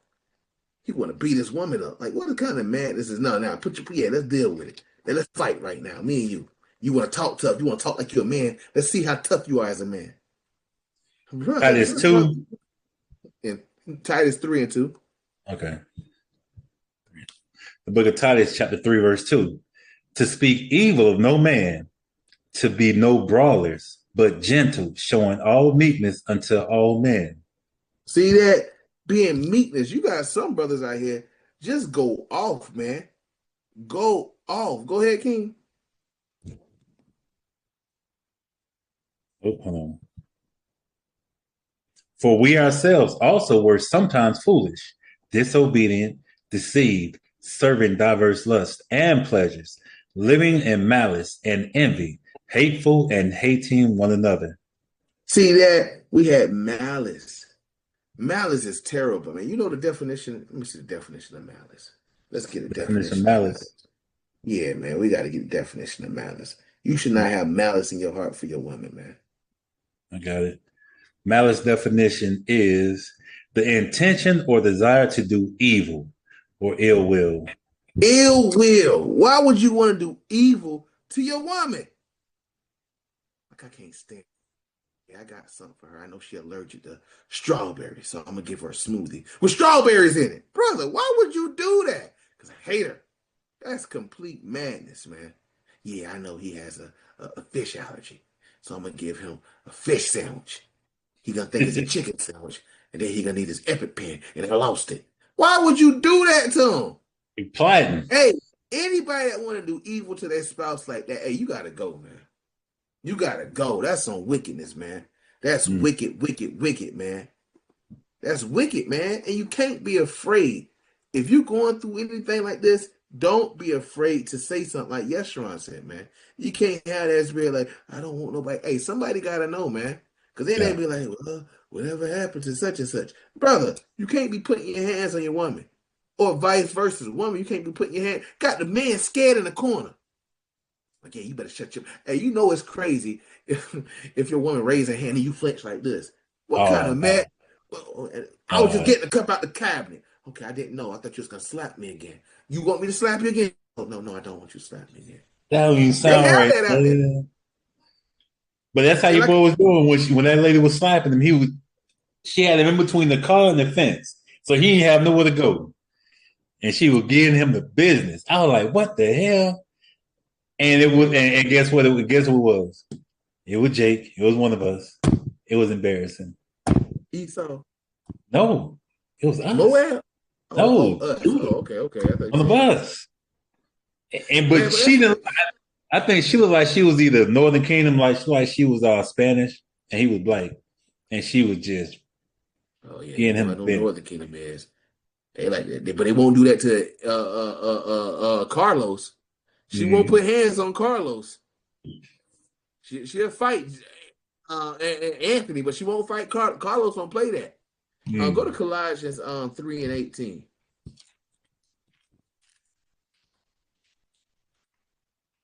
Book of Colossians, chapter 3, verse 18. Wives, submit yourselves unto your own husbands, as it is fit in the Lord. See that? As it is fit in the Lord. Submit to your husband. Look at the next verse. Verse 19. Husbands, love your wives, and be not bitter against them. Be not bitter. You got a lot of brothers out there bitter. Bitter with their woman. They can't stand her. You know why you get a nasty taste in your mouth? That's that brother right there. He resentful. You're like, I just can't stand this woman. I hate her. If you're a brother that's bitter against your woman because she got a promotion at her job and you still at your same job, hey, you're a weak brother, man. Shoot, man, that's gonna help the house out. That goes for no, the house. I don't want a woman making more money than me. I'm supposed to make more. I'm the head of the house. Quit your job. Quit your job. What? Yeah, quit your job. I know I'm an Uber driver, but quit your job. Cut your nose to spite your face. That's what they call that. Cutting your nose to spite your face, right? Brothers That's like that. Brothers are jealous. Hey, it's a precept. I think it's in Sirach chapter 9. Brothers are jealous of they go to Sirach chapter 9. I think that's 9. Let me see. Sirach 9. They say, be not jealous of your wife. Is that verse 2? No, verse 1. That's it. Yeah, verse 1. Yeah, that's verse 1. Sirach 9:1. Be not jealous over the wife of thy bosom, and teach her not an evil lesson against thyself. Because she's gonna start hating you. You know what I'm saying? Yeah. Because why are you jealous of your wife? Hey. Man, I love to see my wife win, man. When she wins, all praise to y'all by Shem. We win. Man. Hey, man, we're a team. Yeah. Just when like my wife graduated and got her degree across stage, man, I was the loudest one they cheering. I went in the corner like, oh, you think you better than me now? what kind of mad is that? Yeah, you think you better than me now? Oh, okay. All right. I see what you're doing, but I got something for that later. I'm about to level up too. Brother, what kind of hey, brother, what kind of madness is that, man? Madness, man. Your wife get a bonus or your wife get a bonus at a job for working there for so long. And you like, oh, so you want to bring extra money in the house? What kind of we going out for dinner. We're going to celebrate tonight. We're going to dinner. Nah. Yeah. You get that money back. You don't need no handout. I'm the only man that can give you money. You don't take no money from nobody else. Yeah, I don't care who it is, but it was from I don't care who it was from. What kind of madness is that? You don't ever take no money from nobody else. You ever disrespect me like that again? You ever do it again? Brother, what are you doing? Hold on, let me ask you this question. What if it's a job that's different, right? But what if random brothers be giving her money just like hey, what the hell another brother giving her money for? That hey, you going off. If it's your job, ladies, you shouldn't be knowing no other brothers that's just giving you money. Because why this nigga giving you money? See, and then that go to topic right here. Domestic violence. See, that's what happens right there. You should be entertaining no other. Hey, let's stay in Sirach chapter 9 right quick. We're in Sirach 9. Go ahead, sis. Okay, so you just said now, if it's a random brother giving a sister money, they married or no? They in courtship? What's going on? If you married and another brother is giving you money, that's off. Right. No, I understand that, but I'm talking about if they're in courtship, is it okay if the sister asks if the man that's she in courtship with is not providing the money and she needs it? What you mean courtship? What do you mean? Talking about she courting like another brother? They're proving each other. Stage. No, because now if you asking money you need to talk to that dude then. If you're gonna be dealing with somebody that's gonna give you stuff, deal with him. You ain't about to have me and then you over here Okay, playing the okay. field with both guys. So if she can't get, if she can't get money from the guy that she's proven or she's in courtship with, she need it, then she need to cut him off. Yeah. Well, clearly, because what you talk, the thing is this, that's what we talked about proving at the beginning. You should prove a guy first. Now, if you now it depends on what the money's for. Now, if you talking about, yeah, I need a down payment for a car. I don't even know you. Why would I give you a down payment for a car? I need $3,500. No, I'm giving you $3,500. No, I'm gonna actually use, and because I'm honest about everything, I don't mind telling them this is my situation. I'm asking for some money and I need help and I can't get it, and it's for a bill. And I already, you know, the person I'm proving already knows what situation I'm in. You know what I'm saying? So it's levels to that, because then now what you're doing is you're gonna make the other guy feel less than. I'm gonna give you an example. Let's say the brother can't do it right now because, you know, the brother got his own bills too. And then, you know, you're like, well, I'm going to call brother such and such. Brother Mattathias. Brother Mattathias said he got it. And then you tell him, he be like, hey, babe, here, I got the money for you. Oh, I paid the bill already. Well, how you get the money? Well, another brother Mattathias gave it to you. Oh, really? Oh, brother Mattathias gave it to you? Well, I mean, you couldn't come up with it. Then now, you see what I'm saying? It's going to be a whole mess, man. It's going to be a mess. Yeah, because I tell the whole entire situation. I'm not leaving nothing out.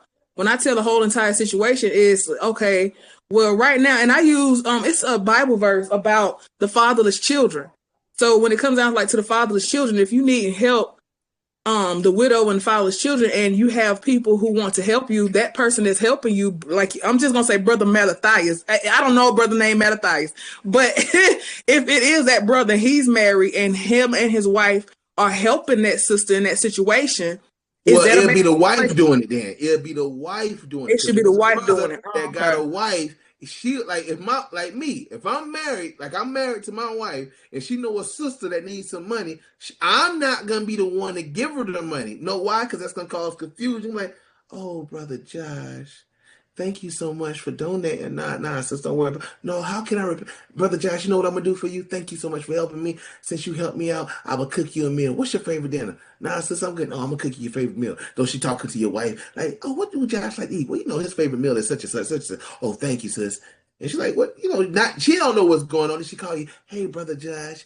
I'm like, hey, sis, how's it going? I'm just letting you know that, you know, I cooked you a meal. Your wife told me your favorite meal was steak and potatoes, and I got you some broccoli, too. So the food is cooked ready. I just want to show my appreciation towards you. Please don't let my food go to waste, because I really appreciate what you did. Now I'm over here obligated. Like, dang, do I got to go over there? And then next thing I go over there, she in an outfit. I'm like, sis, what's going on? I just want to thank you, brother Josh. Like, I put now those emotions have, yeah, that's why you let the wife have it. I let my wife do it. So no, I understand.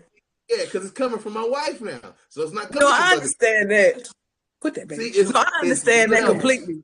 I understand, but now the brother, you know, that would help me in a situation. I've been with friends forever, and they are. I'm all the way in another state. Like, that don't mean that brothers can get a plane ticket quick.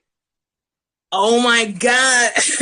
No, I'm not that type of person. I'm not. I wouldn't do nothing like that. No. You might not be, but Jake, mine ain't right. We telling you, I know guys' minds are not right. You might think it's harmless, but he can be like, damn, girl, I gave you all that money. What's up? He gonna expect something back. Not now, but later. Put that thing on layaway. Put that thing on layaway. That's what it is. You gotta know what the cause is for. I get it, you know, the fatherless, the widow. I get it. I understand the scriptures. But sometimes Jake's mindset ain't right. Like, oh, this sister right here, she's single. Yeah, she's vulnerable too. All I gotta do is woo her out a little bit, you know, act like I'm an intelligent brother in this truth. Hey, brother, I'm gonna act like I'm not interested either. So she'll be like, well, you know, such and such ain't interested. Jake's mindset, boy, he sit and that's what we telling you. They sit and plot. You got to be careful with that, because then you got a brother that you trying to prove, and you know he fall on hard times. He can't help you. Remember, that can make a man feel less than. Never want to make a man feel less than that he can't provide, because then you give another. Hey, you know what that think of? It make you think of the movie. I don't know if y'all saw it, but damn, what's that movie called with Lorenz Tate, Dead Presidents. Oh yeah, girl. Yeah, that's a good movie. Pimp Cuddy. That's perfect. Yeah. And Cuddy said, "Well, hey, you ain't making enough money, so I want to help baby girl out." So that's disrespect. Copyright disclaimer under Section 107 of the Copyright Act 1976. Allowance is made for fair use for purposes such as criticism, comment, news reporting, scholarship, and research. Fair use is a use permitted by copyright statute that might otherwise be infringing. Nonprofit, educational, or personal use tips the balance in favor of fair use.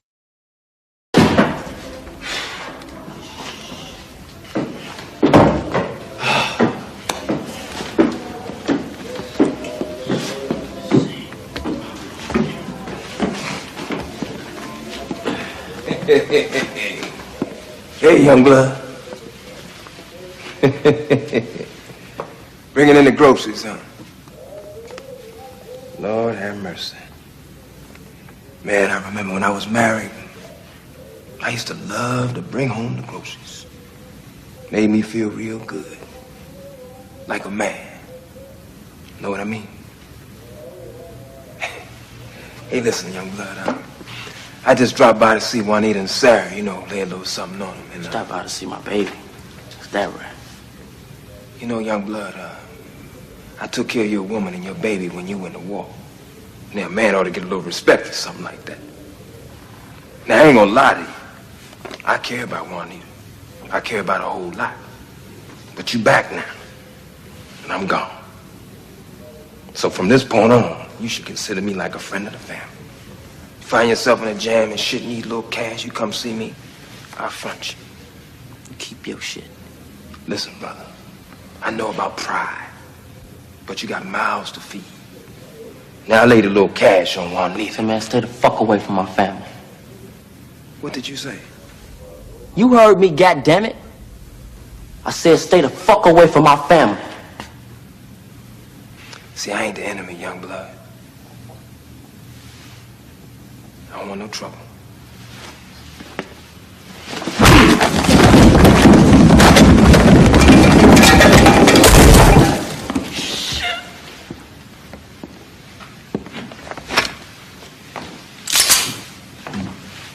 See, I tried to be a friend, motherfucker.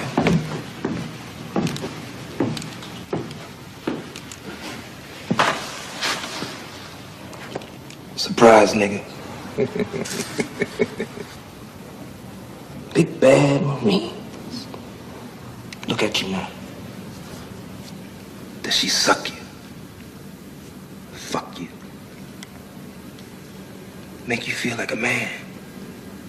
Make you feel real good. Huh, boy? Now, she wasn't doing it like that before you went to the war now, was she? Now you getting all that good loving. And you can't even put food on your fucking table. Come on, Santa Claus. Open your mouth and suck this. Come on, I got a present for you. Suck it! Suck it, nigga! Kill me, motherfucker. Shoot me right now. What you gonna do? Shoot me.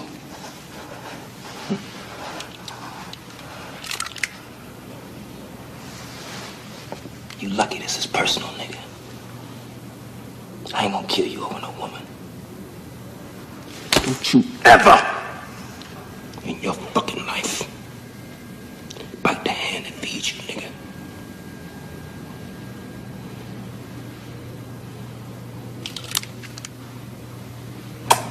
See you, Santa Claus.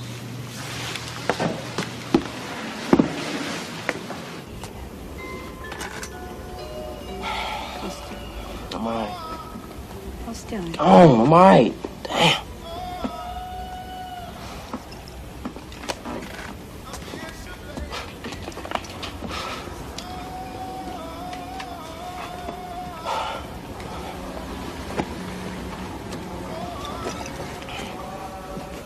You giving him that money back? You won't take it back. Fuck you talking? You better get his shit back to him. Even if I wanted to give it back to him, Anthony, he wouldn't take it back. Wait. What the fuck you talking about if you want to give it back? Nah. Fuck that shit. You forgotten? You just lost your damn job. We need that fucking money. We don't need his money. Yeah, well, Anthony, I'll tell you what. You start bringing some real money in here like a real man, and then I'll think about giving it back to him. Until then, I don't want to hear shit. You need to get your tired ass together. That's what you need to do, and stop feeling sorry for your damn self.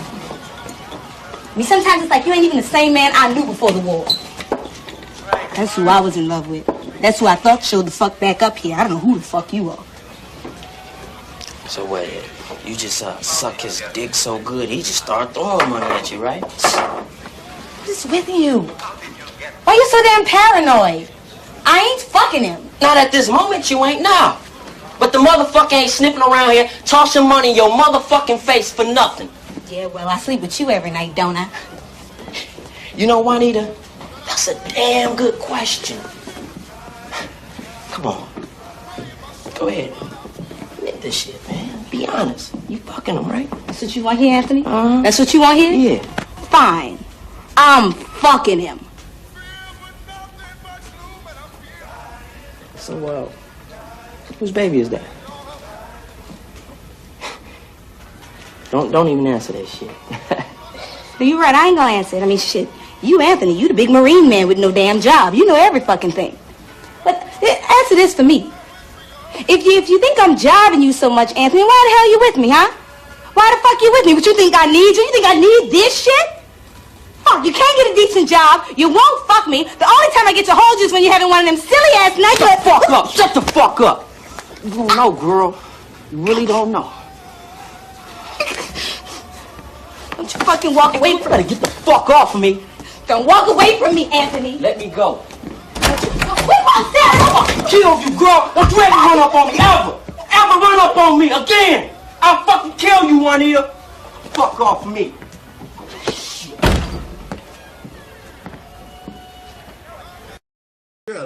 So that's Yeah. disrespect, man. You can't do that. Hey, that's a good scene. You gotta see. Hey, that's a good. Hey, I'm gonna scene. put that in. I'm gonna put that scene in. Yeah, man, because you can't do that, man. That's levels, man. That's some heavy stuff, and it can cause a lot too. It can cause a lot of problems and a lot of frictions that get us where we at right now. Well, hey, watch that movie, man. That movie, and it shows that part, and he lost it too, man. He had another man was help. He said, "Yeah, man, you out here being the milkman. They ain't paying no bills," and he get a woman money. He said, "You know something, man?" He said, "Hey, just look at me as a friend of the family." But he was laying with her. Nah, man. It's levels. Remember that. Yeah, that's a good movie. I forgot all about that movie, man. Dang. Yeah, man, you think of certain things like that. So yeah, man. Start right now. Let's get started right now because we was in The book of Sirach, chapter 9. And let's go to verse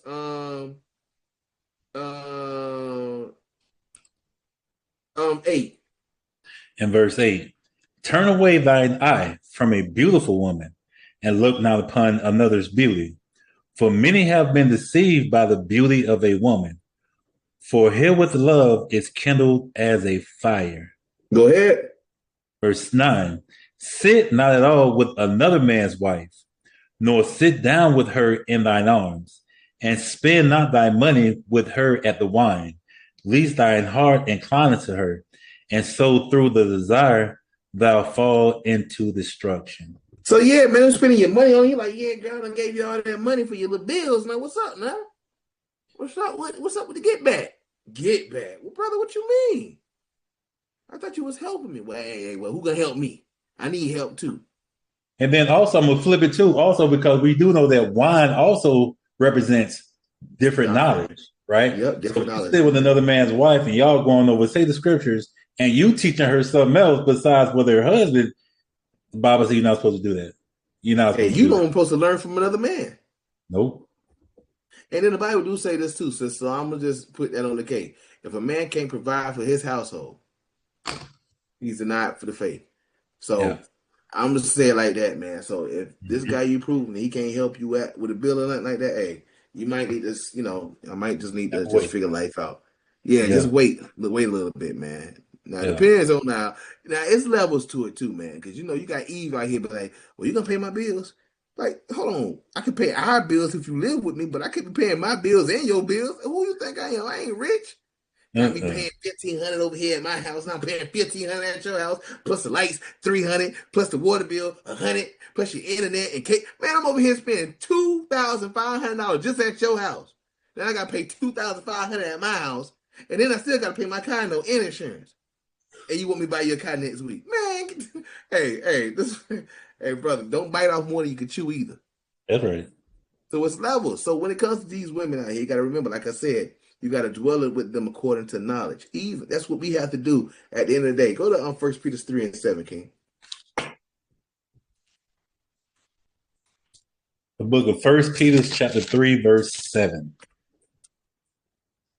Likewise, ye husbands, dwell with them according to knowledge, giving honor unto the wife as unto the weaker vessel, and as being heirs together of the grace of life, that your prayers be not hindered. So if you got people going off, don't think God is going to hear your prayers. You got to be heirs together. Together. If not, you won't get your prayers answered. Read next verse, King. Verse 8, finally, be ye all of one mind, having compassion one of another. Love as brethren, be pitiful, be courteous. See Not that? ready.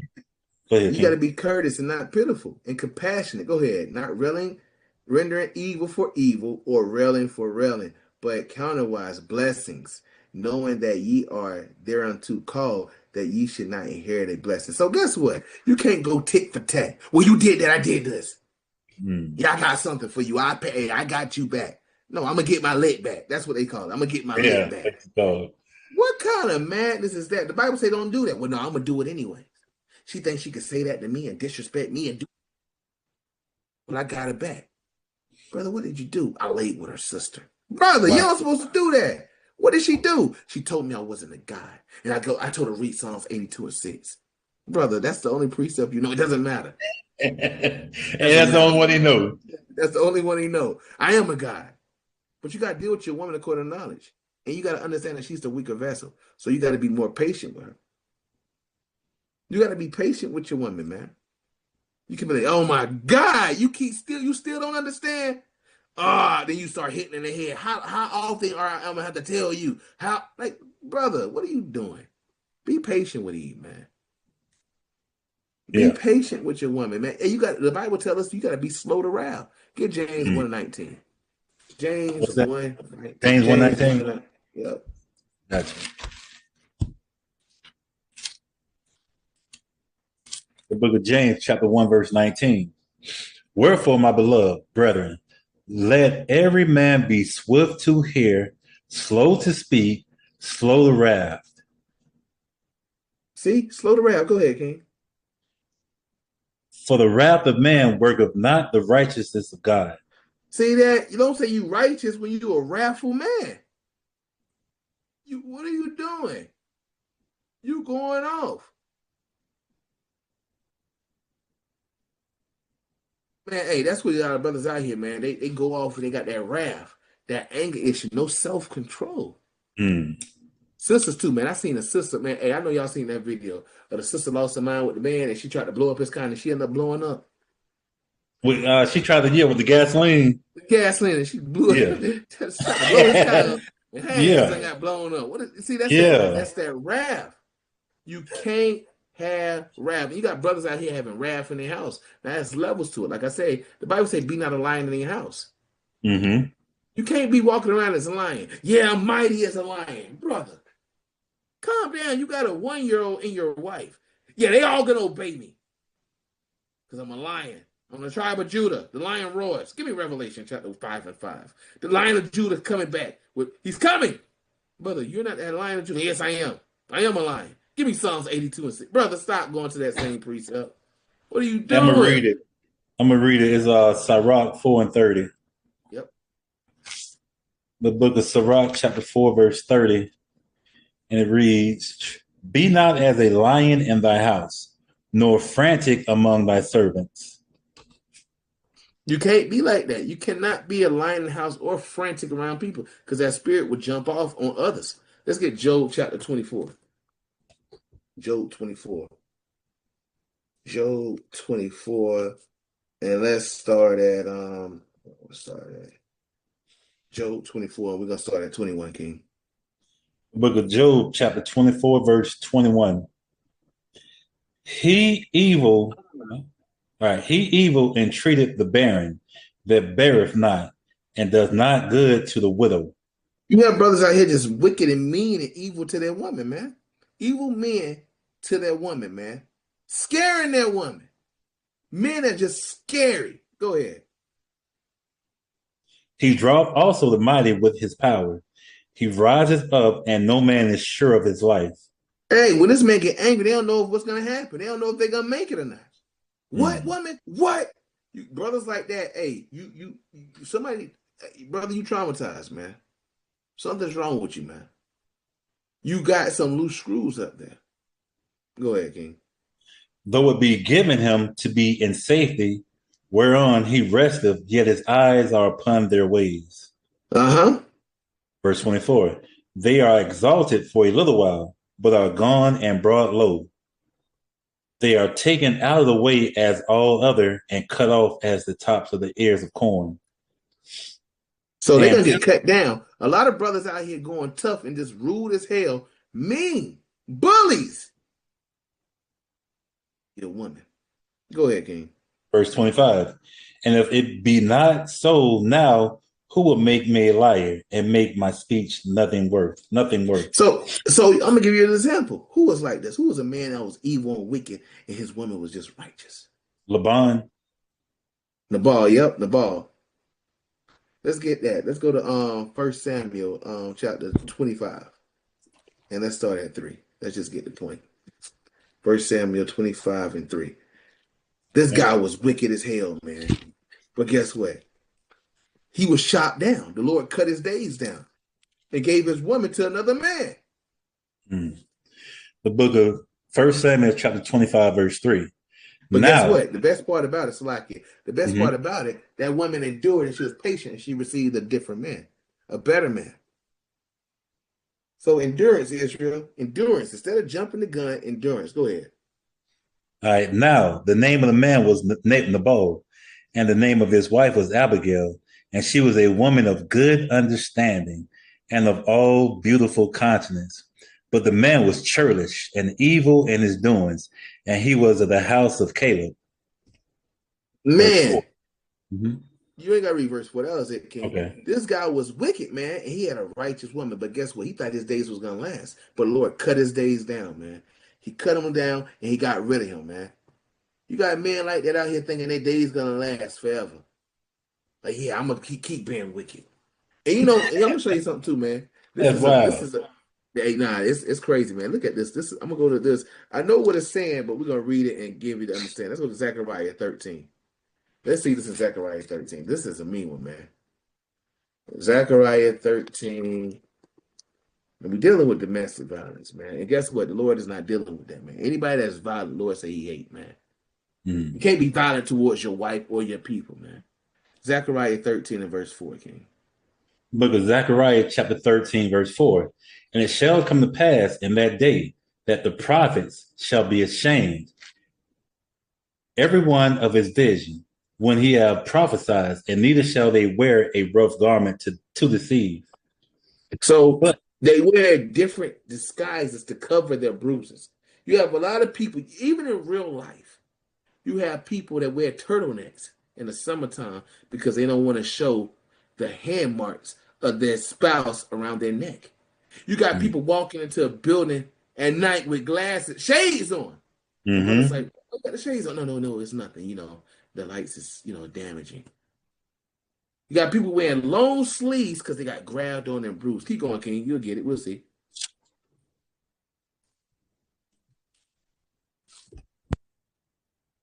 Verse 5.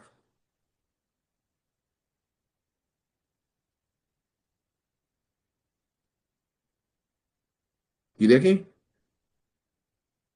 Oh, my phone just went blank. I got you. I can read it. Well, we had Zechariah 13 and verse 5. But he shall say, I am no prophet. But he shall say, I am no prophet. I am an husbandman. For man taught me to keep cattle from my youth. So now he making excuses. You have people that make excuses for their abusing. Anybody that you know that make an excuse for their abusing, like, well, I deserved it. I went off. No. You didn't deserve a slap on the face.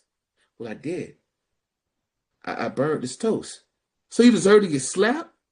Well, I was disobedient. The Bible say be obedient and submit to your husband. Now that brother going off, sis. He don't supposed to be beating you. But hey, that's my Adawan. That's my Lord. If my Lord believe I need slashes or whips, I gotta take abuse from my Lord. Okay, whatever. Go ahead, King. That's crazy. You know, it's some that's taking advantage of a vulnerable woman if you do something. That's it.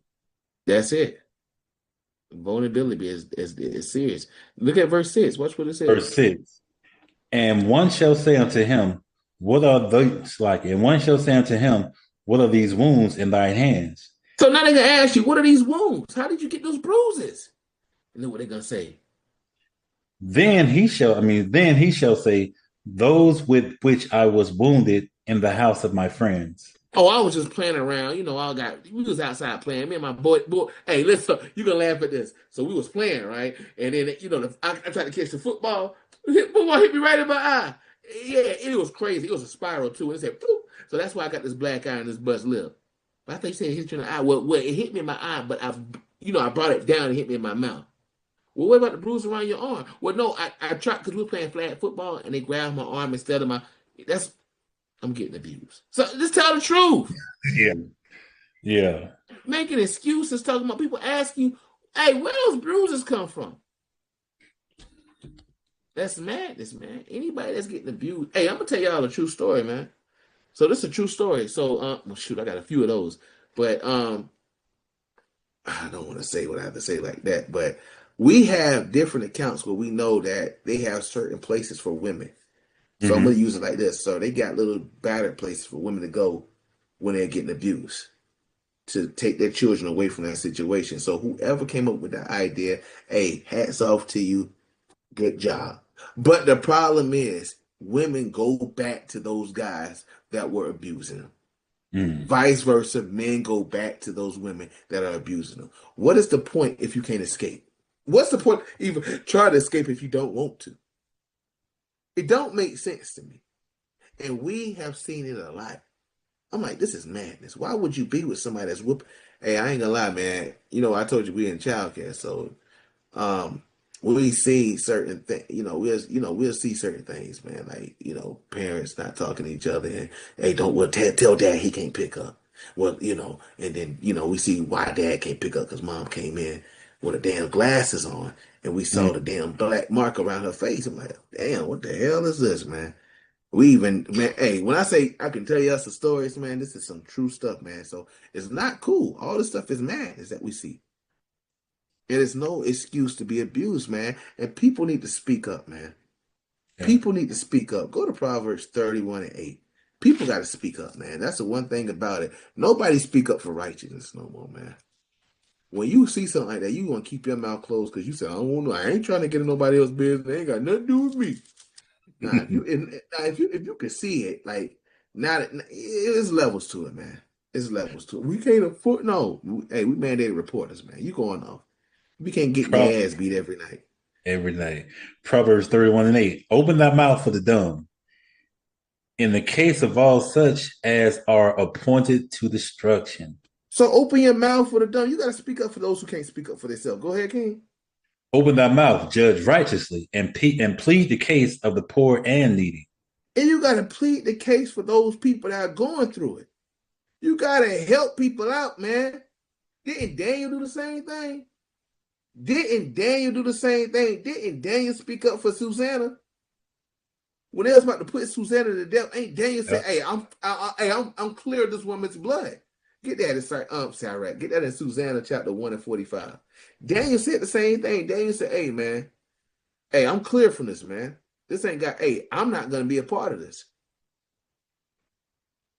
Daniel spoke up. Sometimes if Daniel ain't speak up, what would happen to Susanna? She's going to get put to death. You can't make this stuff up. So sometimes you got to speak up for people, man. The book of Susanna, chapter 1:45. Yep. And therefore, when she was led to be put to death, the Lord raised up the Holy Spirit of a young youth whose name was Daniel. Verse 46, who cried with a loud voice, I am clear from the blood of this woman. See that? He spoke up. This man had to speak up because if he didn't, guess what? Susanna would have been put to death. Sometimes you got to speak up for the voice. Sometimes you got to be the voice of the voiceless. Because sometimes they scared to use their voice. You got to speak up for people, man. Now, I ain't saying go to the brother's house like, knock on the door. I heard you was beating on sister such and such. No, don't never do that. No. Don't never do that. Don't do that, bro. Don't be that guy. When you say speak up, brother, there's ways to do it. Yeah. By being indiscreet. You ain't got to, no, I'm going to go to his house. Give me Psalms 82:6. I'm a guy. I can go to his house. Brother, stop. That's how you get a bullet, brother. If this man don't mind putting hands on his wife, and he got the right to do that to you. Put hands on you. Don't move like that, man. No, I'm going to do it. I'm going to be mighty. I'm going to be Daniel. All right, bro. I'm going into the lion's den. Yeah. I'm going to go in there. I'm being, and I got my cape on and all. Who is it? It's Mattathias. Oh, you the nigga been giving my woman money.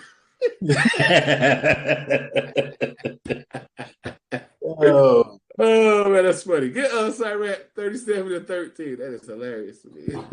He got to give you a good whipping now. Yeah, I remember you. I heard about you. The book of Sirach, chapter 37-13. Yeah. And let the counsel of thine own heart stand, for there is no man more faithful unto thee than it. So sometimes when you get a sign, see, God give you a sign. He give you a conscience.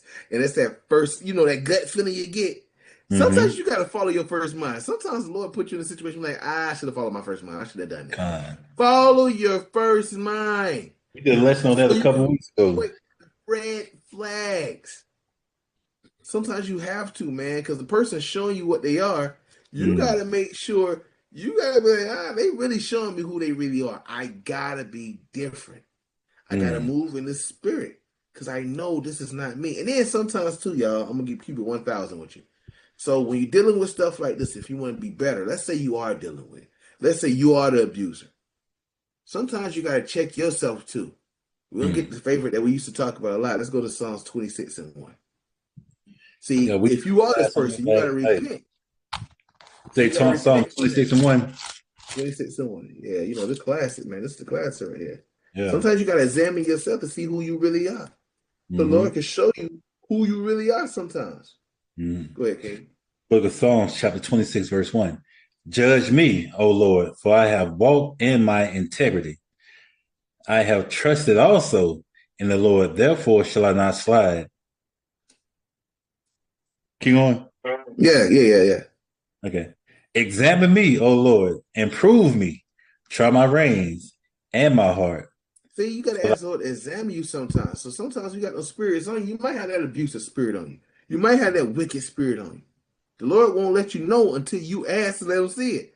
And you know what? You know I hesitated because every time I say this prayer right here, all hell break loose, for lack of a better word. I be like, God, dog. You say you ask him to try you, right?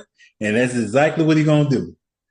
And that's what you have to ask. So if you want to be reproved and be a better person, now, if you want to continue to be a wicked Negro, hey, the Lord gonna destroy you because we already read that.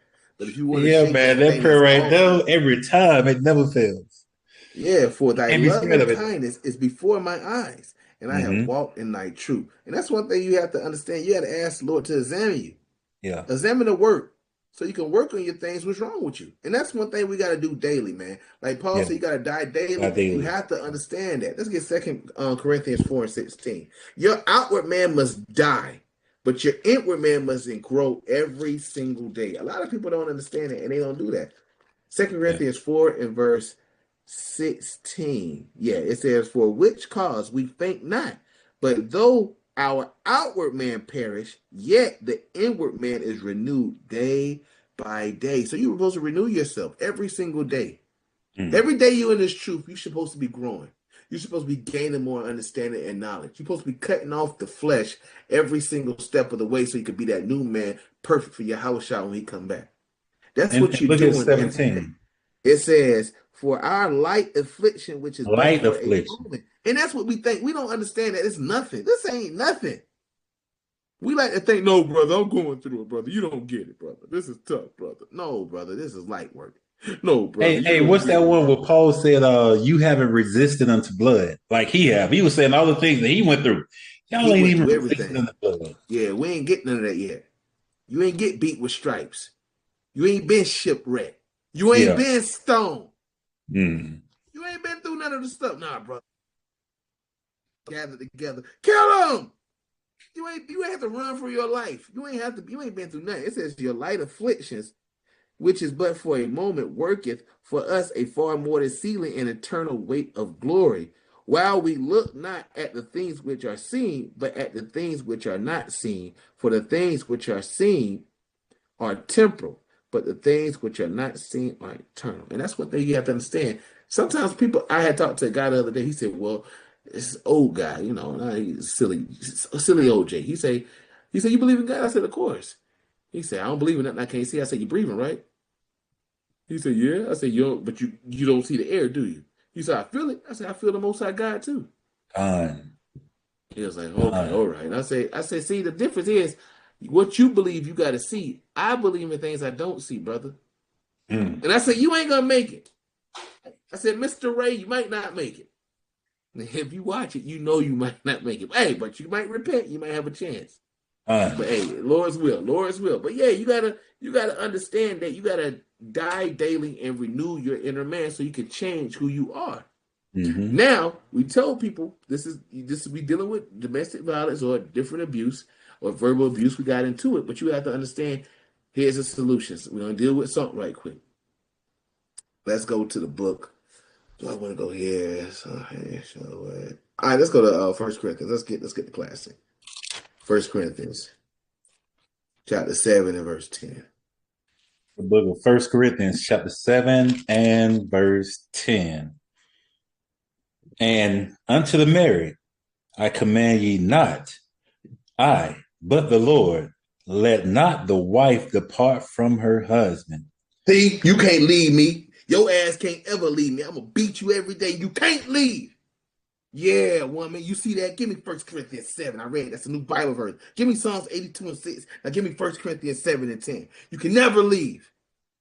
You can never leave me. I don't care how abusive I am to you. I don't care how I say mean things to you. You can never leave me. Now we're going to read the next verse. Verse 11. But, and if she depart, let her remain unmarried. See that? Mm-hmm.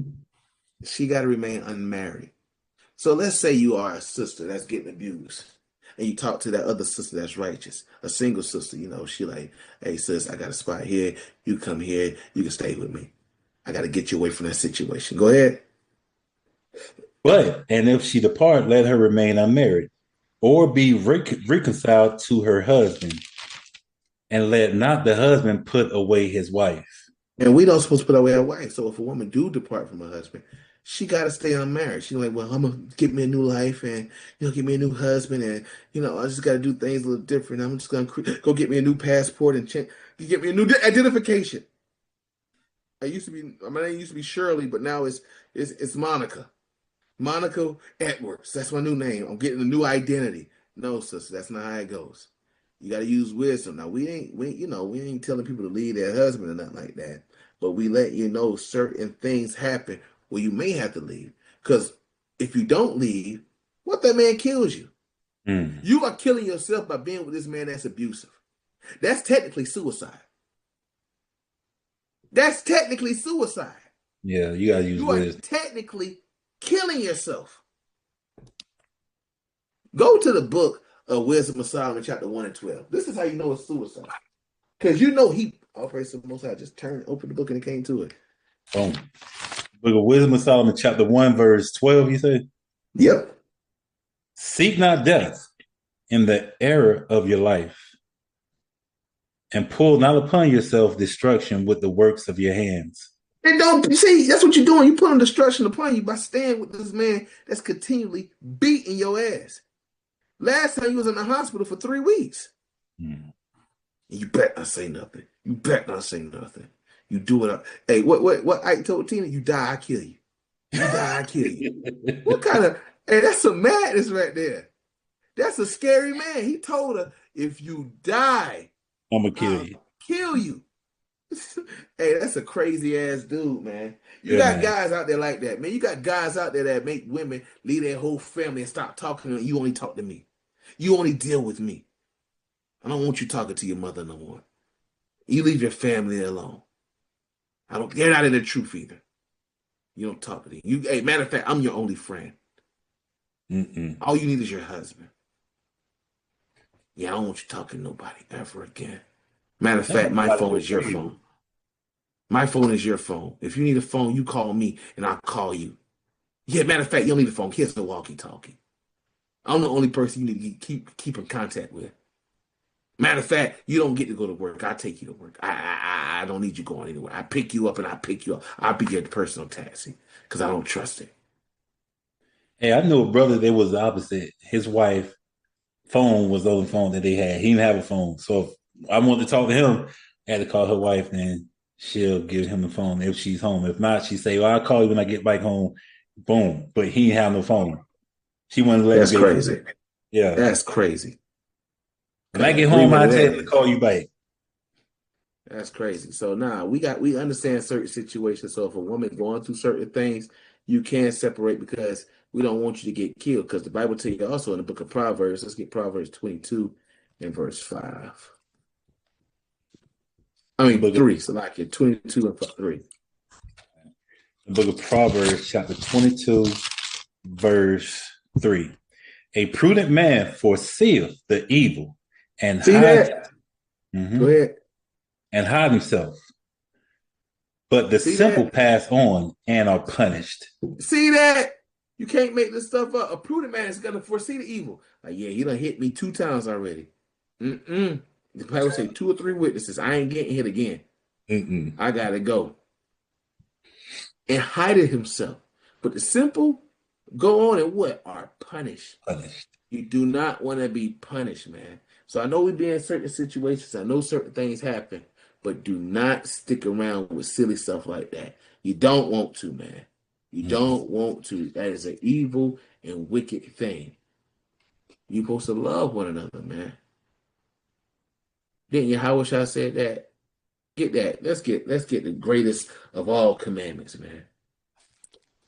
Let's get the classic. What is that? Matthew. Let's get that. Matthew, what is that? 22 and 36. That's the one I want. I don't know. I'm quite sure. Yeah, 36, yeah. Book of Matthew, chapter 22, 36. I'm sorry, 30. Yeah, 36. Master, which is the great commandment in the law? Jesus said unto him, Thou shalt love the Lord thy God with all thy heart and with all thy soul and with all thy mind. This is the first and great commandment. And the second is like unto it, Thou shalt love thy neighbor as thyself. On these 2 commandments hang all the law and the prophets. See that? That hangs both laws and the prophets by loving the Most High God and loving your neighbor. And we got to love our neighbor. And we know that the greatest love is a man and his wife, man. Because ain't like the Lord said, that's the mystery. How the Yahweh is the husband and we're the church. How he loved us. Same way how we're supposed to love our wives, man. And so we don't supposed to be putting hands on our wife, and our women don't supposed to be putting their hands on their husband. And if you are, like Yeshua gave that number out, man. That's a number you can call. You got brothers and sisters that you can give a contact with too as well if you're going through that. But you also got the Most High God who will avenge you, man. Expediently. Let me get that precept too. This is the book of Luke, chapter 18. Because that's one thing our people got to realize too. You need the Most High God. We are nothing, but the Most High God is all. This is Luke 18 and verse 7. And shall not God avenge his own elect, which cry day and night unto him? Though he bear long with them, I tell you that he will avenge them speedily. Nevertheless, when the Son of Man cometh, shall he find faith on the earth. So the Lord is going to avenge you speedily. So you call upon the Most High God when you're going through any type of trouble. I got one more. I said I was gonna get another one, but I got one more. Let's get the book of Psalms, man. Psalms chapter 50. And it's sad, but certain things happen. Psalms 50 and verse 15. And it says, and call upon me in the day of trouble, and I will deliver thee, and thou shalt glorify me. So call upon the name of the Lord when you're in trouble, man. He'll glorify you. He's always going to. Oh, got another one. Sirach chapter 2, the classic, man. Sirach chapter 2 and verse I get verse 10. Look at the generations of old and see, did ever any trust in the Lord and was confounded? Or did any abide in his fear and was forsaken? Or whom did he ever despise that called upon him? For the Lord is full of compassion and mercy, long suffering, very pitiful, and forgiveth sins, and saveth. What the Lord do? Saveth in the time of affliction. So when you are going through this affliction or whatever you're going through with a spouse, call upon the Most High God, and he'll be there immediately and speedily to deliver you from the stress and anguish that you're going through. So I yield, King. Con, all praises. So that number, that domestic violence hotline number is 1-800-799-SAFE or 1-800-799-7233. Man, all praise to the Most High God. This is a lesson or class that need to be done. You know what I'm saying? We need to stop sweeping things up under the rug and get healed. Even the abuser needs to be healed, because eventually that person is going to get into another relationship, and it's going to be a cycle, going to be another cycle of the same abuses, and another household is going to go through the same trauma that that first household went through. So not only the person that's getting abused need help, but also that person that's doing abusing. But like in everything, we have to acknowledge and admit that we have a problem. That's the only way that we can be healed. What the Bible says, confess your faults. So we have to be able to confess, examine ourselves, be truthful with yourself in every way. And like Paul said, we die daily. You know what I'm saying? Every day you got to look at yourself. So with that being said, episode 16, overcoming the battle of the sexes. I just want to make things right. I just want to make